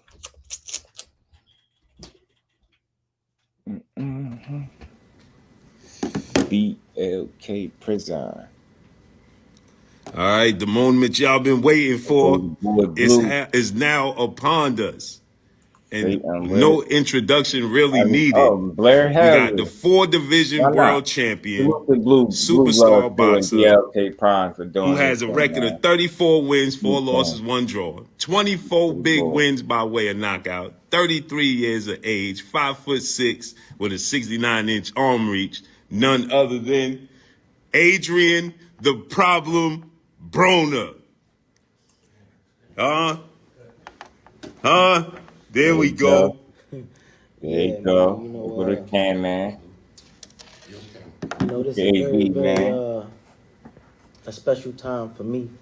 I'm very grateful because Elmo versus Keyshawn lose every time. I've been through a lot of situations. Fuck around, beat that's Chris why I Cole always thank God, and especially for this day today. I had a lot of ups and downs in the sport, but he always found another way to give me another chance to take over boxing. And so I just want to give the thanks to the higher up. So, and I want to also give a very special shout out to my man Desmond. I call him Uncle Des. CEO of BLK Prime, and I just want to thank him for believing in me and getting this deal done. With myself. With my About Billions brand and BLK Prime, I think we're going to take over boxing. And we're going to reach heights that's never done before. And, it's all going to start with my stablemate from Nebraska. Now my stablemate, we on the same team, Terrence Crawford, my boy. He fight December 10th. And I will be in attendance, fresh, fly, and flashy once again. Talk to me, B. We ain't got $13 no more. And I told my man Desmond that he's coming into boxing in a unique time, not only for the fans but for myself as well. And I feel like he coming at a time when, almost like when Suge Knight went to go get Tupac out of jail for that $1.4 million. And then Tupac took his company to a whole nother level. I'm going to do the same thing with BLK. Because at the end of the day, Terrence Crawford is like Snoop. He already got Snoop. And I'm like Tupac. So, after this drop, all eyes are going to be on me. So, hey, with that being said, man, welcome to Death Row. You ain't got to worry about the promoters and the managers all in your video when you're walking out the dressing room. You stepping on shoes. You ain't got to worry about that no more. Ain't no middleman. It's just me and my homeboy Dez, man. And with About Billions and BLK Prime, we taking over the world. So, y'all just get ready, man. It's just getting started, man. Love y'all. Y'all already know what it is, man. Let's go. Let's go. Yes, sir. Let's go. AB, the guy, man. That was good to see, man. It's refreshing to see, man. You feel me? Yo, for real, right, man? For real, right? Since we ain't getting that St. Louis, you know what I'm saying? Might as well, right? Like, man, might as well let AB get in there. You know what I mean? Conclusion: Claressa Marshall rematch. Pitbull breaks Rollie hand and then his chin. Broner is back. Hopefully, Tank and Ryan announced that fight at 2030. You fool. Wow, man, but appreciate all y'all, man, pulling up for this second live, man. I just, like I told y'all, I'm going to stay busy. I'm going to stay active. I'm going to keep pushing this content out. We're going to keep growing. We're going to keep rocking, man. We're going to keep doing what we're supposed to be doing out here. So hopefully we get all these fights that we're supposed to see. I ain't against the Claressa Shields rematch. It'd be dope if it was Africa. If there was a find a way to make that happen, that'd be dope. Tank and Rollie, Tank and Ryan Garcia got to get it together. They saying the announcement for January, catchweight 136. That 1 pound is stupid. I don't get it. Rollie, his trainer said he want Pitbull. They should give him Pitbull. You know what I'm saying? I know he ain't getting no Tank rematch. Give him Pitbull and let's see it. And salute the Blue Blood Sports TV for his new ventures, man. Salute the AB for that 8-figure deal that he said he got. Shit, salute to Crawford if he got $10 million for joining BLK Prime. Salute to the whole business venture and everybody involved, man. Salute to everybody, man. Much appreciation to everybody in the building. Yeah, and a rematch. Yeah, I'm telling you, man, more body work this time, St. Louis. Eat that body up, man. Eat it up. Appreciate you, Mike, as always. Salute to you. Appreciate you being part of the family, man. Appreciate all y'all. Warren was good with it, bro. Salute to you. Appreciate you for pulling back up for the second time. Just had to cook on these little topics real quick. Appreciate you, Chop, as always, my bro, and my brody St. Louis. They down for Pitbull versus Rollie. Yeah, I'm definitely for it, man. And again, that was an article straight from his trainer mouth. Bullet Cromwell. He want that. He want a Rollie versus Pitbull. He said it'd be easier than Tank because Pitbull gonna be right there. I think Pitbull gonna be right there and punching. He forgot that part. Pitbull ain't gonna just be standing there. He gonna be punching too. So it's a good fight to see. Hopefully they make it. Salute to AB. Hopefully he get the fights that he need, his 3 fights, and hopefully he make a boatload of money so he ain't never got to have $13 again.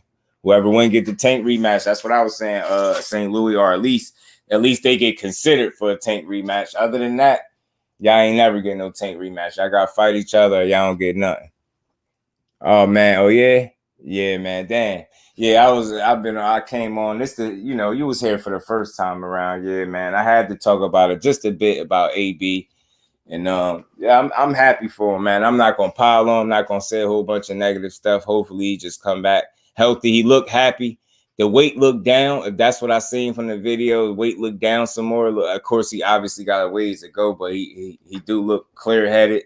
Look like he in the right, state of mind. He is with Kevin Cunningham, I believe. And if Tank Davis is really going to be with him for the duration of the camp, that's a positive. He got a brother in him and Erickson Lubin to help push him and get him right back to where he need to be. And that's the kind of surrounding he need, a strict environment, but with some real dogs that could really motivate him and push him. And I think Lubin coming back off his second loss could definitely still push him.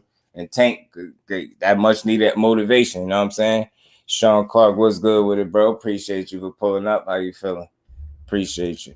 Yeah, so we gonna stay tuned, man. Y'all know I'm gonna keep my eyes and ears to this news. I'm gonna drop it as it come, and we're gonna stay on top of this boxing news, man. I'm sure he'd be a different boxing money manager now. Yeah, just hopefully it's a situation that could just run smooth for him and see that man just accomplish more in the sports. At least see him come back and get a couple more wins before he hang them gloves up. I wouldn't be mad at seeing that for AB. I actually like to see it. You know what I'm saying? Salute to Claressa Shields for continuing to constantly make history. You know what I mean? So shit, Tank got to do something, man. He got to just go ahead and make that Ryan Garcia fight happen. AB. Yeah, facts, Zoom. Salute, my bro. Appreciate you for pulling up. That's what I was saying, too. AB don't look fat. He look healthy. He look like the weight is down. He look like he's dropping the weight the right way. He's smiling. That's a good thing, man. You got to look at a person's energy, man. Didn't look fake. Didn't look like forced. He just looked like he in a good space. And, financial security could do that for you. And if he really signed that deal and it's lucrative like that, and 8 figures lucrative, then, he right back where he need to be, man. And it's just good to see. So salute to AB. Salute to BLK Prime. Salute to Blue Blood. I mean, hope everything work out the way they needed to work out. And I hope everybody get paid. I hope everybody walk away happy. Facts, John. Facts. I just hope AB the best. Hope he, he be able to get back in the ring healthy and leave out healthy. You know what I'm saying? Glad to see it, man. Glad to see it. Yeah, then that's what it's all about. And then when you combine that with the fact that he still got something to offer, he ain't as old as what people might think. And then he got the right support system. I think that's a recipe to win, or at least that's a recipe to say he's going to at least get back on track and give it his best shot out the next time he stepped in the ring. And that's all we could expect or hope for when it comes to AB or any fighter that had the ups and downs that he had in his career. So again, man, much appreciation to everybody that pulled up this second trip. Appreciate y'all, man. Q Rough and salute, my bro. Appreciate y'all for pulling up. Y'all smash that like button for me on the way out. Y'all know my slogan. We ain't here to break the news. We here to have a conversation. We just had a couple of good conversations, a few of them. Know what I'm saying? I'm gonna keep applying this pressure, man. So y'all just stay tuned. Y'all keep the notifications on. Share these lives when y'all could. I appreciate it. It does help with the channel. So y'all smash that like button, man. Y'all stay tuned. Until the next one, I'm going to let y'all up out of here, family. Salute to the TWT family and the whole Just Do family. Everybody that pulled up. Appreciate y'all. I'm up out of here. Peace.